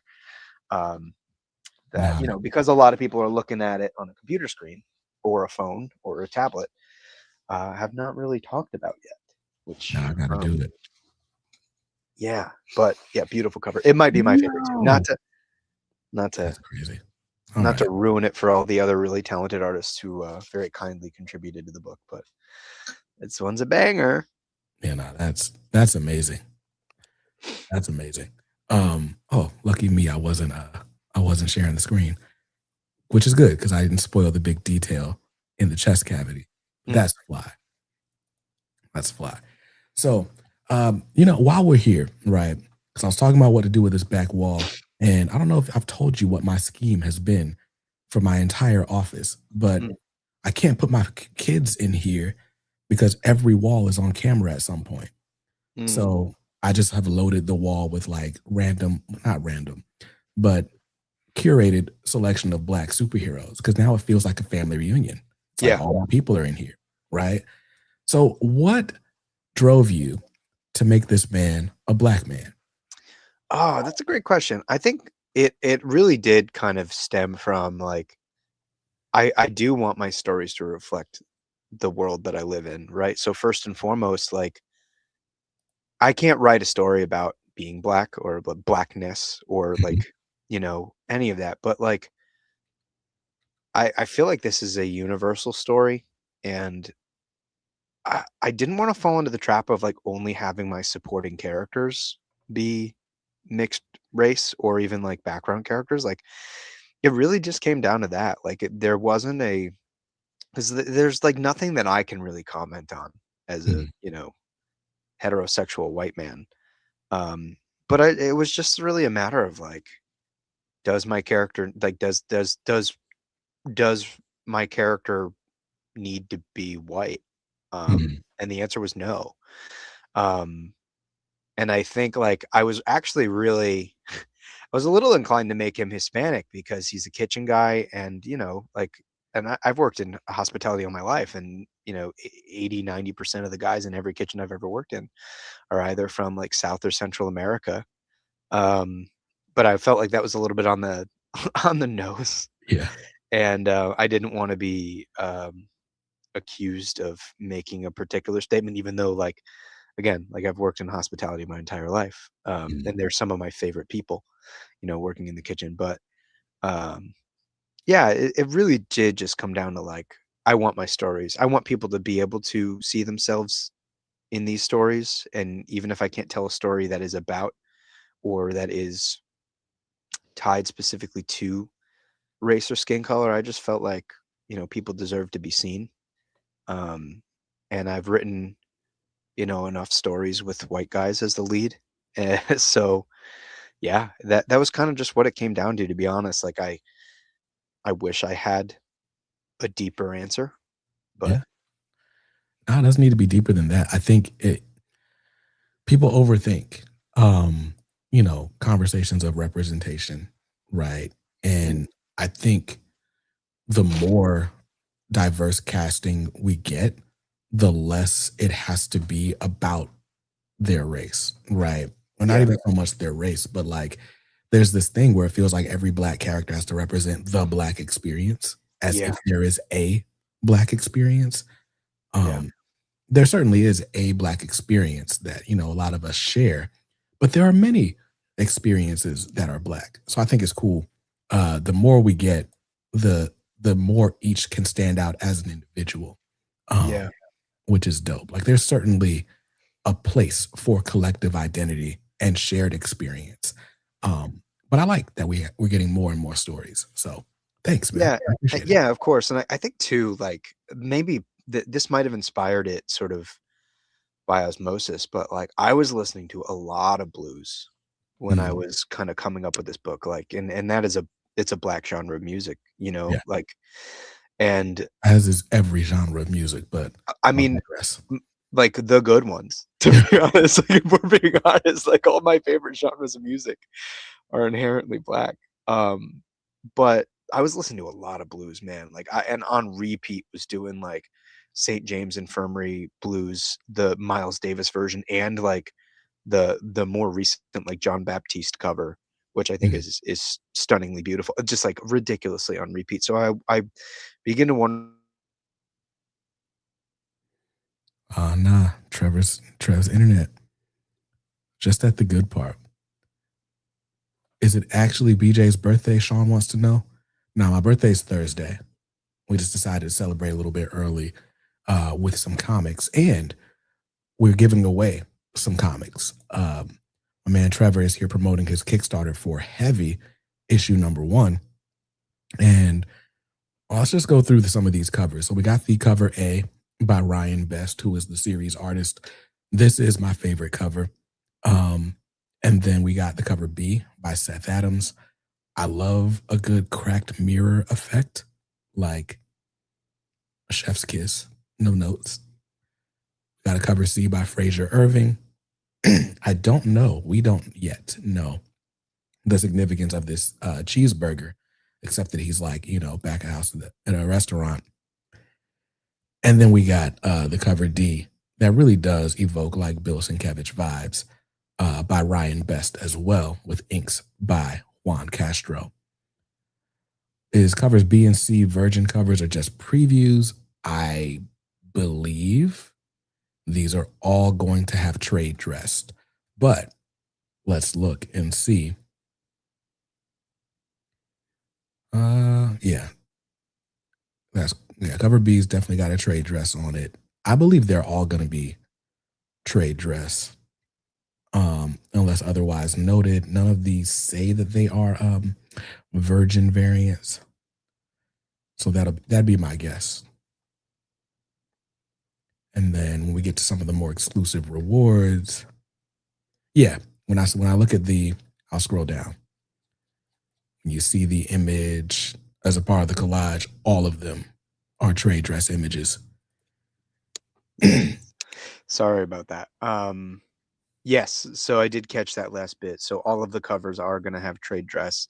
I'm always like a big fan of like, I get the idea of a virgin variant, I do, but to me Mhm. that just like it's like then get it as a print if the artist offers it. Like I love the way that dress and design should be curated to the book. Not always the case, but I've always loved that. Like, When it's uh, done right, like the trade dress adds to it. mm, Like, there's an issue of Ace Blade where it's got that God, who that cover? I think it was Sean Damian Hill did the cover, and it was similar to your cover B, where it's got that cracked mirror, cracked glass type effect. mhm, And they did the trade dress, like they cracked the glass on the trade dress, so the logo looked different. And I'm like, they had a full art version of that cover, but I'm like, no, I need the trade dress because it just adds to the overall story of that cover. I liked it. Um, yeah. yeah, and I mean, I think there are great. Like, who designed your trade dress? This is Matias Zanetti, so he's lettering the book, and then we brought him on to do kind of a full design identity package just to make the cover dress look cohesive, but also he's going to be designing some of the interior covers and like the added credits and bonus pages and stuff like that. Just because I wanted to step my game up, Mhm, up until this point, a lot of cover dress is either me or me in conjunction with Ryan, in as far as Rise is concerned. Um, and so I really that's like one thing that I felt like my books could use mhm. is just the proper attention to detail. And I think Matthias killed it. Like I mean, I haven't really talked about it, but Matthias even like went out of his way to redesign my company logo, I which saw that. to most people, I think they would have been a little weird about. But I actually, I've been talking about it with friends for a long time that like Mhm, the logo that I have now, I designed it, and it's a little bit busy, and I love it, mhm. and it will always mean a lot to me. But they're like there's something about a company logo that I don't think should be fine details. Like and unfortunately, at the time, I thought I was flexing by adding all those fine details, Uh, uh, thanks to yeah. 23-year-old me. Um, but yeah, Matthias did a version of this where it was like the pocket with the cog, and I was like, well, I feel like we need a clock, like Mhm, it's pocket watch press. So he added the top of the clock, and after, I mean, Rise going forward will continue to be the OG logo, mhm. but after that, every book will have this sort of bolder, simpler iteration of the Pocket Watch Press logo, which means new hoodies are on the way. Nice, nice. Yeah, former graphic designer here. Sometimes, well, no, I always do my thumbnails. I don't often do design for other people anymore. But the mark of a good logo, does it work well in just one color? If it works well in one color, it's probably great, and you can Mm, probably use it in a lot of different applications. And I think that's what I like about both this new Pocket Watch Press logo because it's a pocket, it's got the watch, and it says the name. mhm. It makes all the sense in the world. So it works as like a little bit of a dressing to go with your credits, and it can work as a huge graphic on a t-shirt. It's great. But it's the Yeah, same thing I love about this heavy logo. Like that gives me like band merch vibes. And yeah, it's like I would not mind just wearing a t-shirt with the word heavy on it. you know? yes. So the heavy logo specifically, Mhm. that was designed by Winston Gambro, Okay. um, and he did the Rise logo. He did. Oh, did he do? He did. almost all of the logos for Minutes to Midnight and the short stories in Minutes to Midnight. He's just done a lot of really great work. So we brought him on to do the heavy logo as well. So yeah, giving credit where credit's due. Matias is doing a lot of the other design stuff, Mhm. including the lettering design and things of that nature. But yeah, Winston really did a great job with this one, and we got to this really fast. I think Mhm. like usually with Winston, like he'll give me several things. I'll be, can we take this element from that one and this element from that one, and you know we have the answer right there. There was very much the same thing with Rise, Nice. like so yeah. Speaking of great lettering, it's like somebody said lettering, and Tyler was like, "Lettering?" Shout out to Comic Crafts Tyler Smith here in the chat, and thank you for the early birthday wishes, sir. hmm I also did like a while ago, like almost 40 minutes ago, Flaming Jelly Beans had some love about the recent IG content. I really Yeah. appreciated that. Let me find it. Um, so shout out to Flaming Jelly. It was at 8:49. Thanks for the Um, times. you're welcome. Uh, yeah, shout out to you. Thank you for that. I've been trying. Actually, BJ and I were talking about that the other day. Yeah. Yeah, the reason this is a live stream, by the way, is because I failed when I was trying to, like, do the pre-record. I couldn't get my camera working, but, it worked out because now you guys get to win prizes. Speaking of prizes, go ahead and type the word "heavy" in the chat because that's how you're gonna get entered into this giveaway, the 6 of you that are here right now. But yeah, no, we were talking about Trevor's like blowing up on Instagram right now. You're like over 10K subscribers now, right? Yeah, I was at like I was at like I think 1K when I left for Europe. So Wow. yeah, it's been a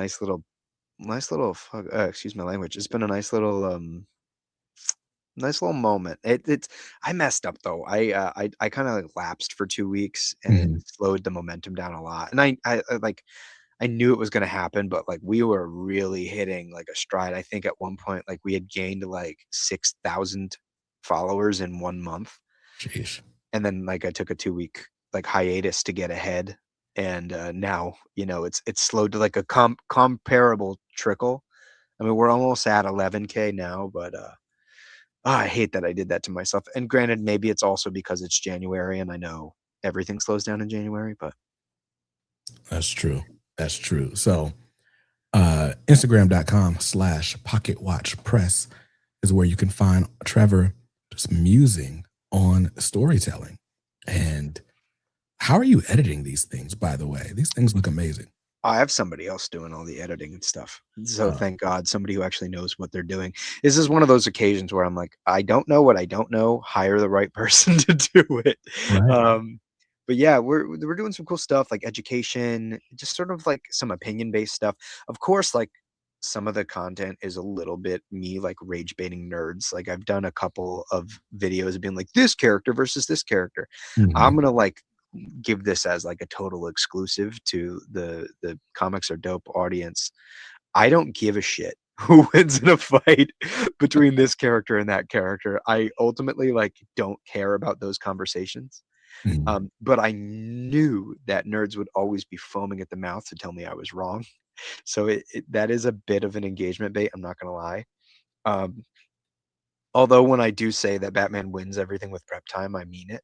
So I'll leave that out there.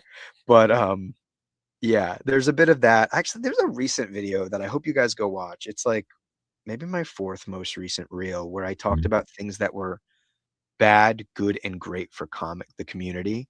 Mhm. Yeah, it's like the second row all the way to the left. I don't think that one got enough love, and I actually really, really enjoyed that one. I was talking about like community and industry building and like things of that nature. So go show that reel some love if you guys haven't already.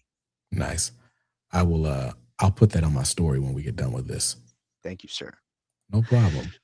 All right. So, Trevor, let me know again what are we giving away right now? We are giving away the embossed Area 51, the Helix Project #1, which features some really rad behind the scenes content. If I can old man my way back to the graphic. actually, you know what? Because it's already open on Rise. Let's talk about the one Rise one. So I'm giving away one Right. copy of Rise 1 cover C Yeah. with the variant cover art by Raymond Lee, which I've just shared. There we go. This is a 40-page issue 1 with a triple page spread fold out. I know BJ has seen it in person. Yes. It is a thing of glory. But this is going to be available to you, as well as, drum roll, please. Do I have a drum roll in this thing? I really just had a severe old man moment where I was just like, what am I looking for again? There we go. The Area 51 joint. Yeah, I got you. I remembered as soon as I said it. And then there's this embossed Area 51 #1. I'm giving away 3 of these to some lucky people. Nice. Also, you know, shout out to whoever actually wants to back the Kickstarter for Heavy 1 on stream. If you shoot me a message on Kickstarter after having backed it from this stream, I don't know. I'll give you like a free vinyl sticker or a bookmark with art on it, whatever your preference is.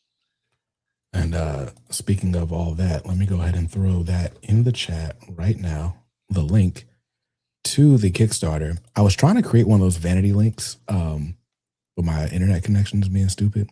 I'm ready to switch web hosting providers.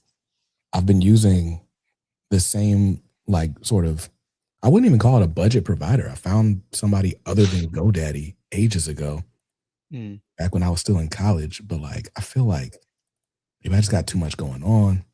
But anyway. Oh, you're talking for websites? Yeah.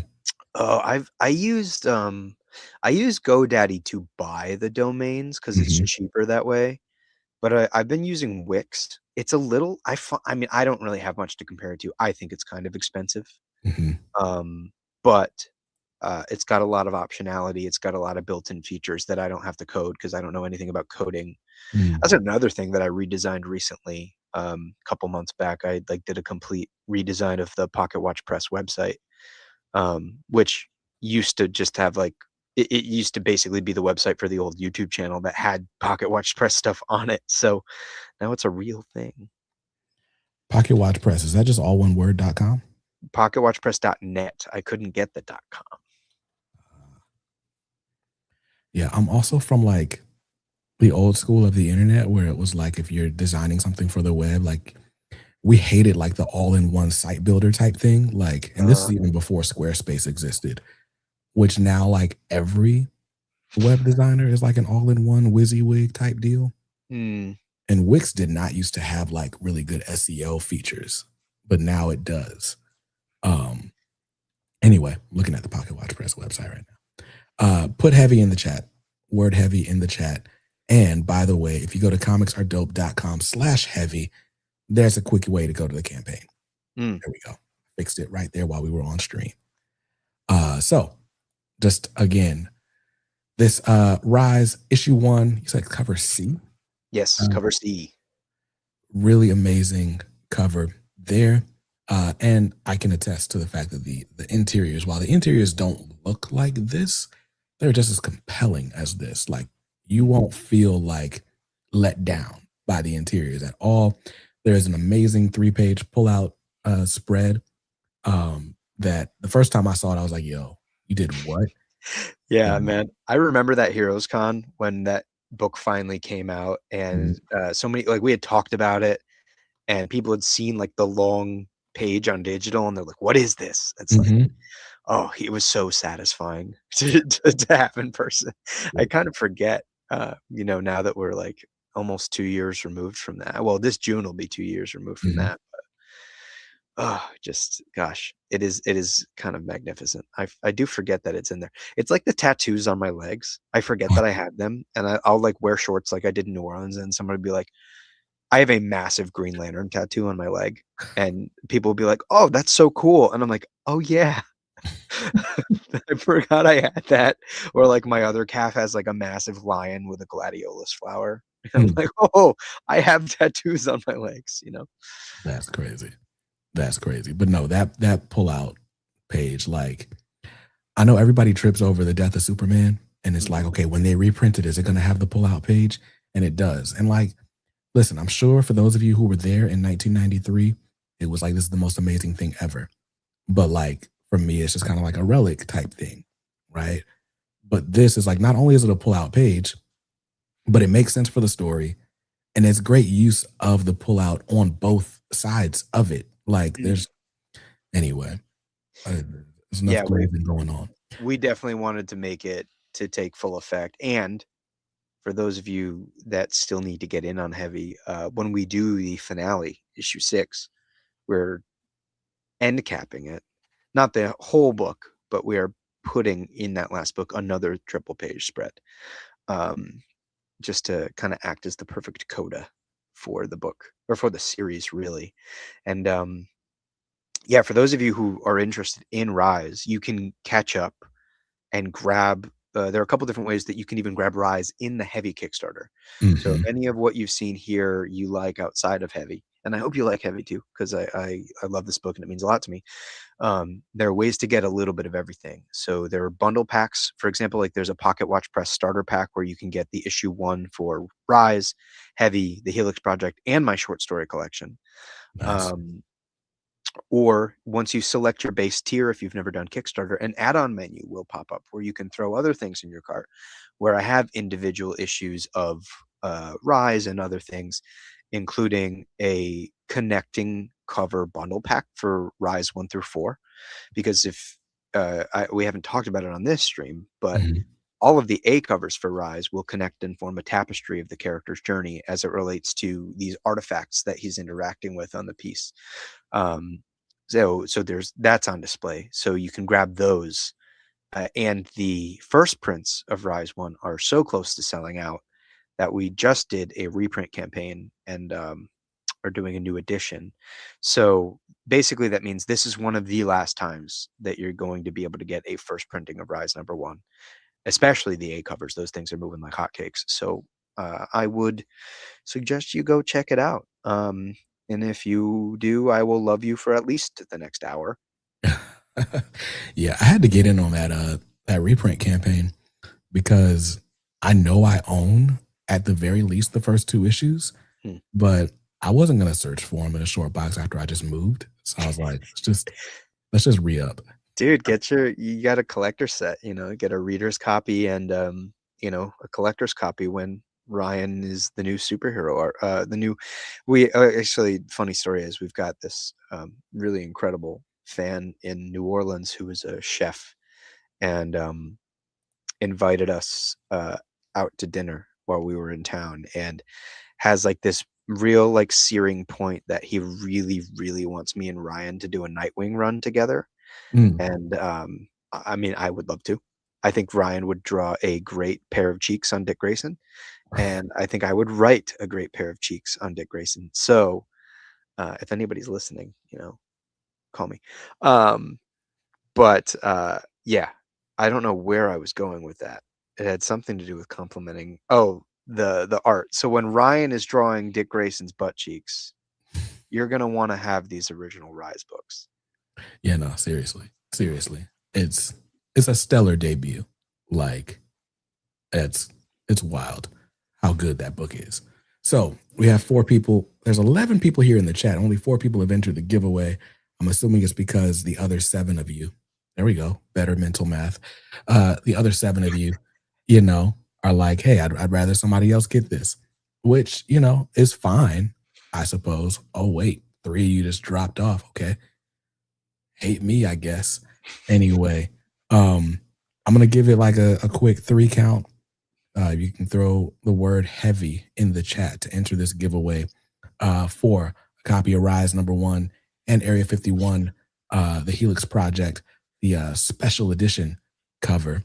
Um, and yeah, I'm going to go ahead and start this giveaway because we've been streaming for 2 hours. Let's draw. 25% odds are amazing. Oh, dang. Am I one of the people? But hey, you know what? It's your Oh. birthday. Let's go. Yeah, I'm going to draw again. That's hilarious. That is pretty incredible. I I think it only counted that because I put the The link link. in the chat. I think so too. Yeah. That's funny. All right, we're gonna draw again. 33% odds, by the way, Yeah, for it's the winner, pretty dang good. right?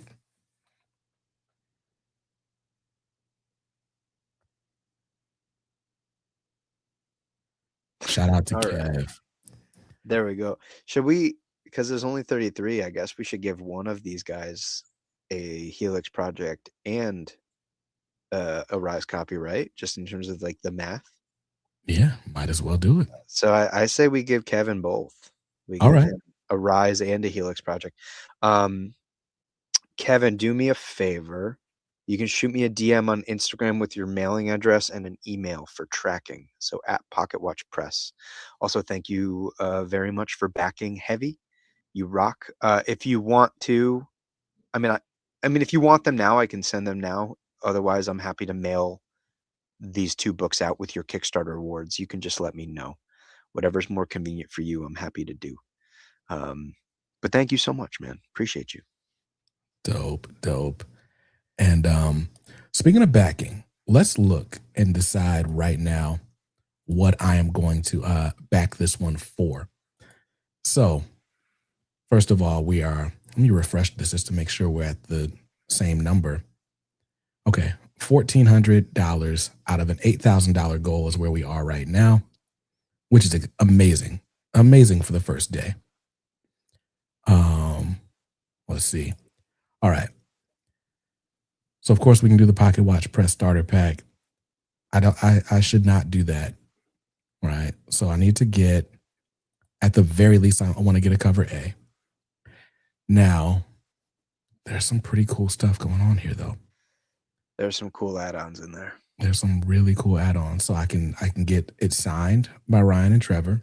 That'll cost me $10 to get them both, which Yes. I would absolutely get them both. And for anybody who's looking to add signatures, each signature add-on gets you 2.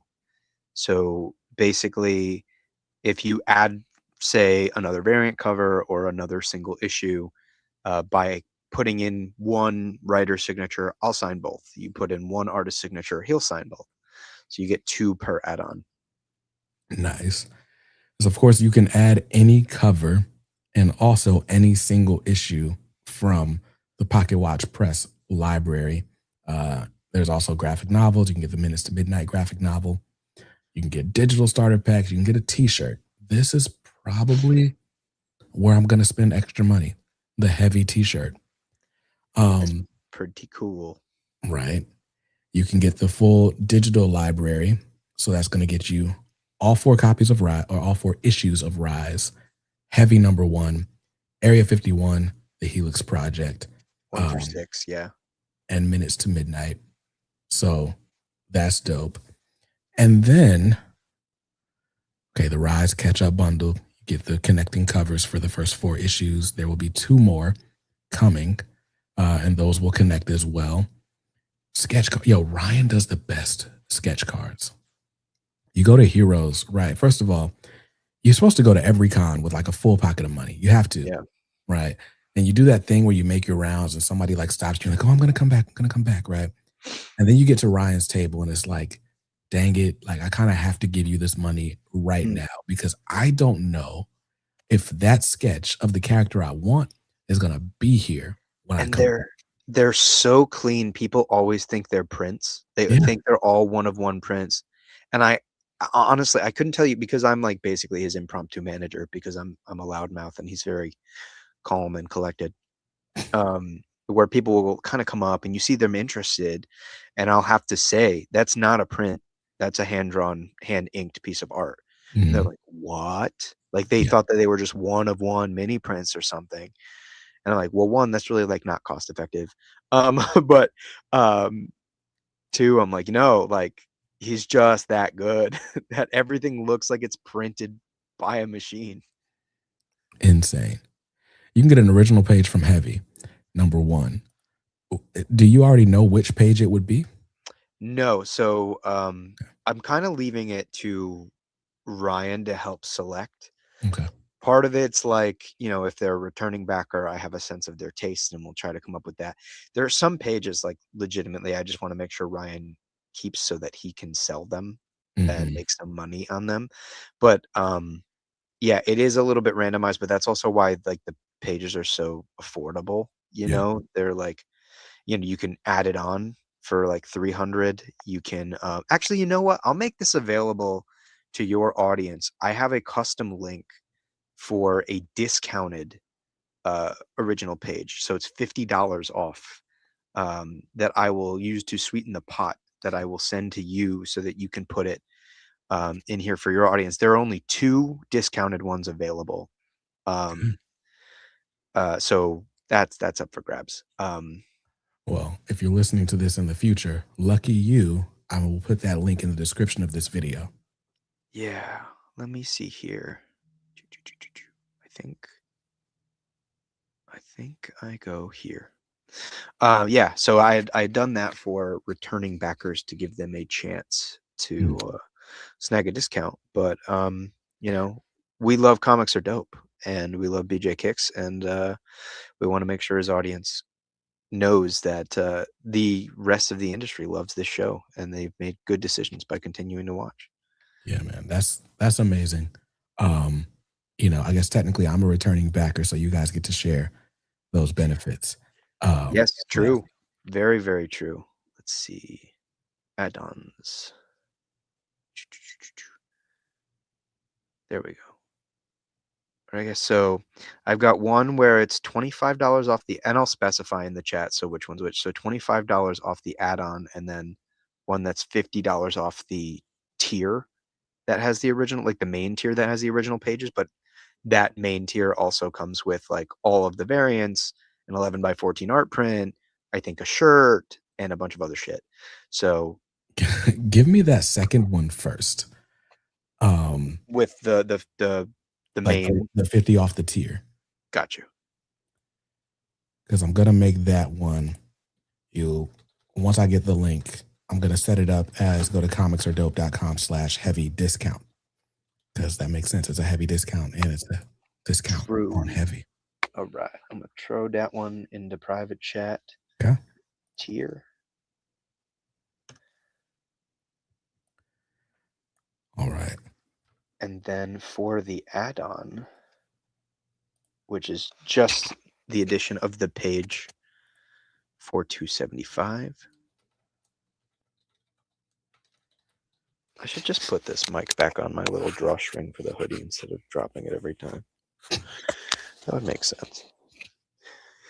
Hoodies are great to film in with lavalier mics. Yeah. You Specifically for know, this I reason. just recently got for a previously defunct channel, I had a company send me like a whole wireless mic set, which is complete overkill for these videos because you can just get the little joint that clips on. Mhm. But I've got the little lav mic with the wire and the pocket pack and all that.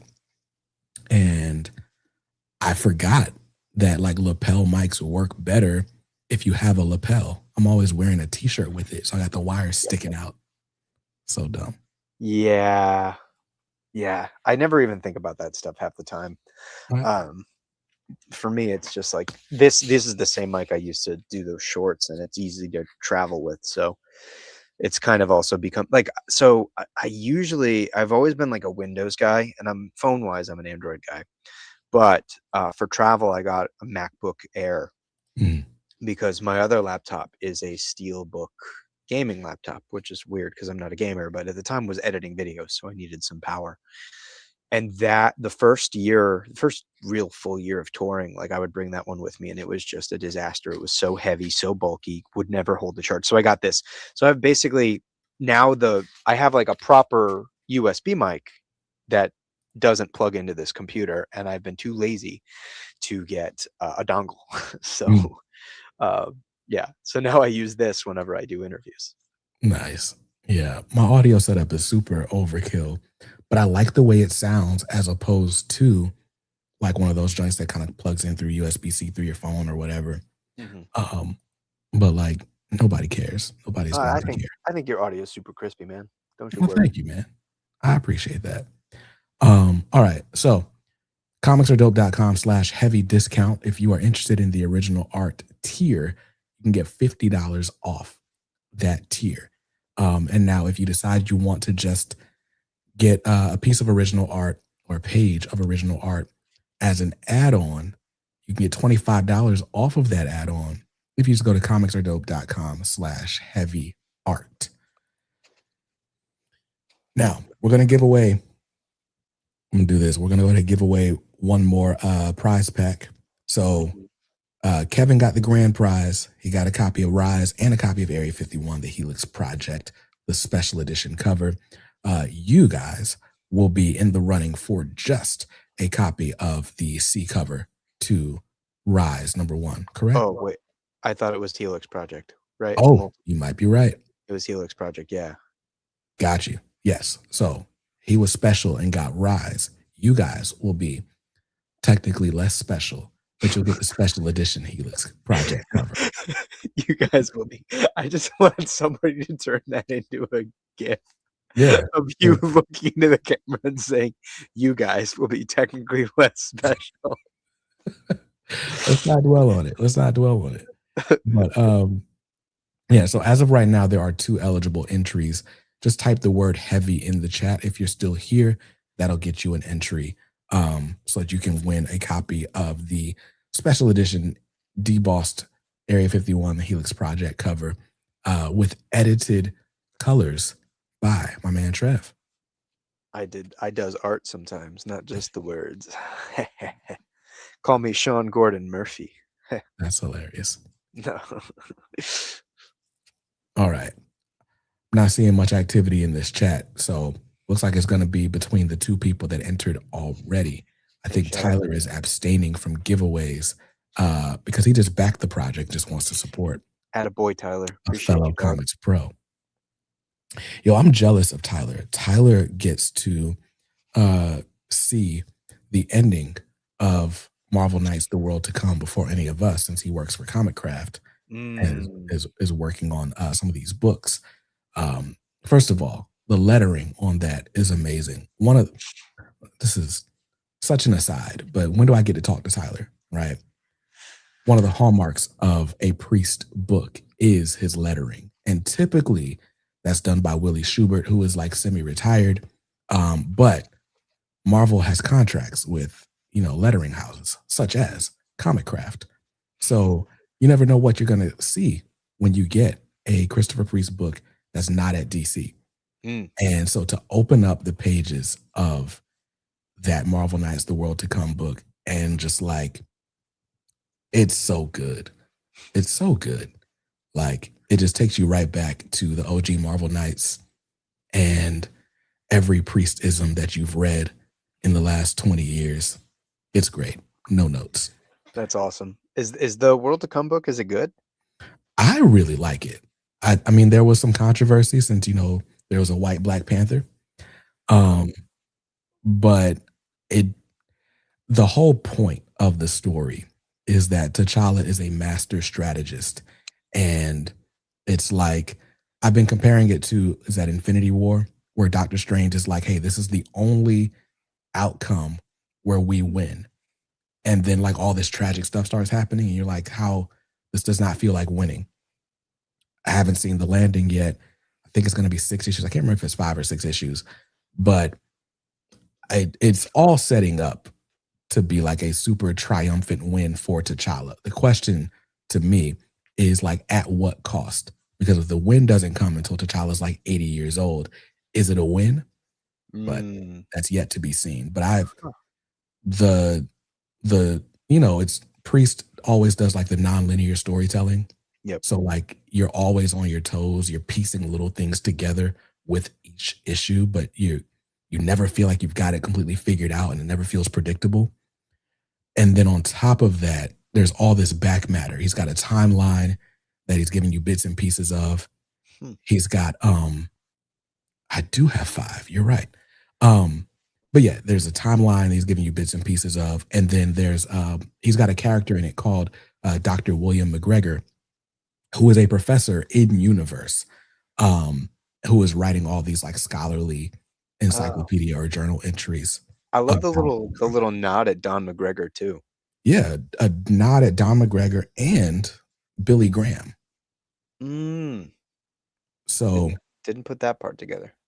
yeah, so it's just there's so many layers. Like for Priest to be, in my opinion, the definitive Black Panther writer, Mm, perhaps besides McGregor, mm, um, because he'd probably point to McGregor.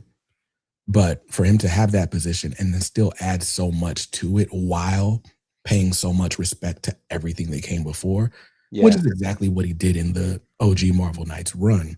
Mm, But to like have so much to say in like an epilogue or like a coda mm. while keeping it sort of fresh for newer readers, I'm just like, first of all, I've never read the back matter in a comic, perhaps with the exception of the first 3 issues of Watchmen, you know? True. But it's very compelling. I cannot wait for the collected edition. I know it's got a hardcover coming, and I really hope that hardcover is oversized. That's cool. And like, to be honest, because Quesada's drawing that book, right? Mm-hmm. Quesada is one of those rare occasions where an artist is just getting better. Yes. Like 110%, he is getting better. And a lot of like, you just see a lot of other big name artists as they get older and more comfortable. You start to see them slack, Mm-hmm. and I respect that. Like the stuff that I'm seeing him do now, even just like the preview pages are better than like I think a lot of what made him famous. Mm-hmm. So like shout out to that, like, and to an even greater degree, you have guys like Garcia Lopez, who like I've watched him draw live in his 80s and he's still got chops. Yeah. Whereas I'm starting to look at like some guys who will not be named, who are in their 50s, who refuse to draw a background, or um, you know, are just getting anatomically worse every time. So yeah, just I guess big shout out to somebody like Asada, who is an industry legend, who's not going, he's not going backwards. Yeah. Yeah. So shout out to The World to Come. I mean, I gave it it was my favorite miniseries last year. I believe it will stick the landing. And I really hope it ends up on like some best of lists.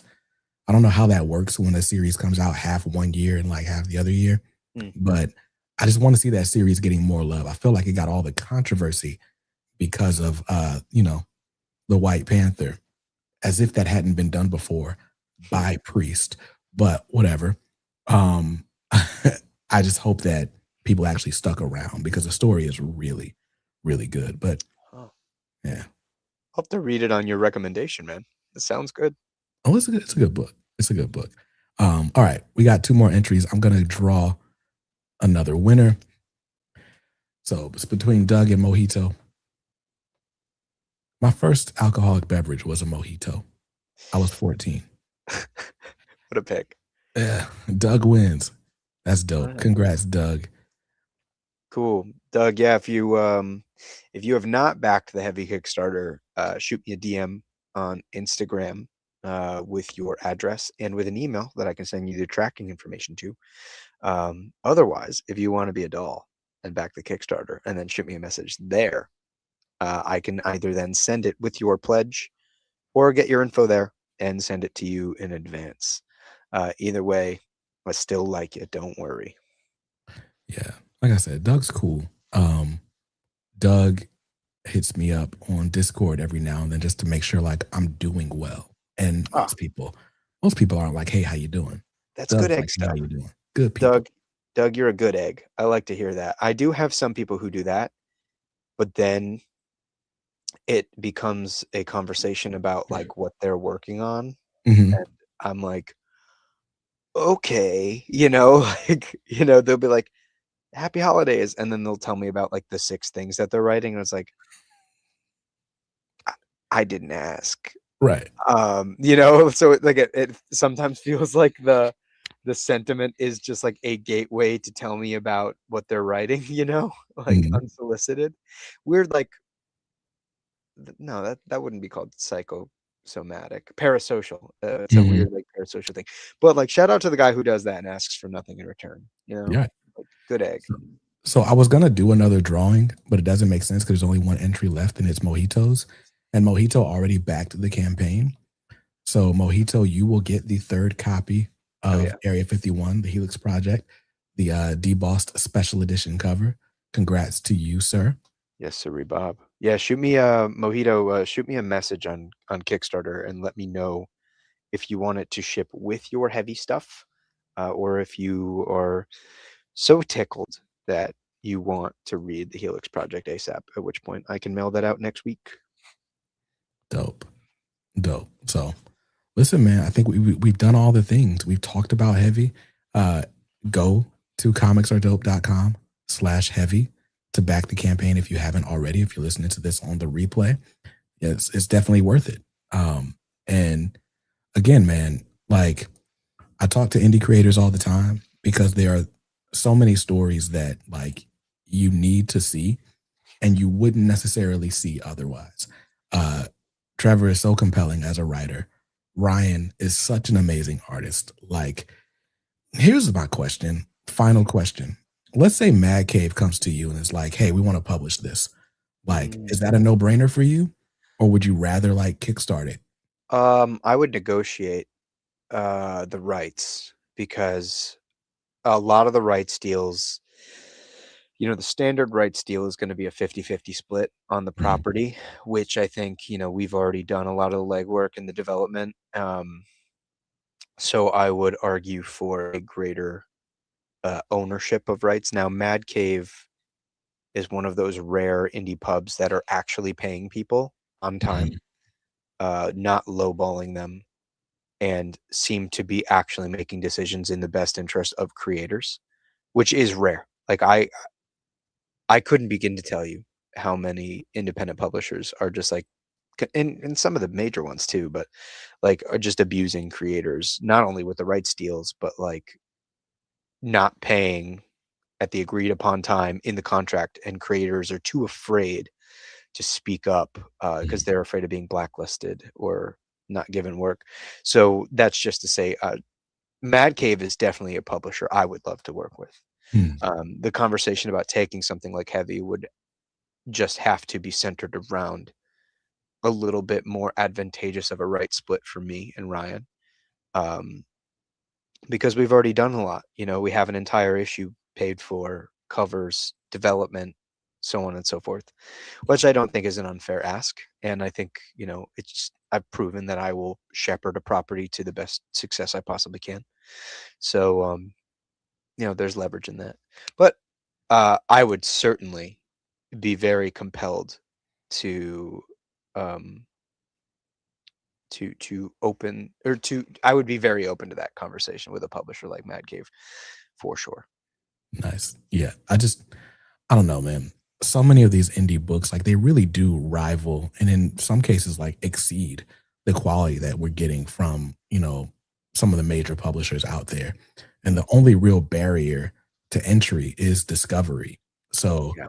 to have a major partner like that that can get you at the very least, in a previews catalog or Mhm. whatever we're calling that nowadays, you know, like that's a major hurdle lifted.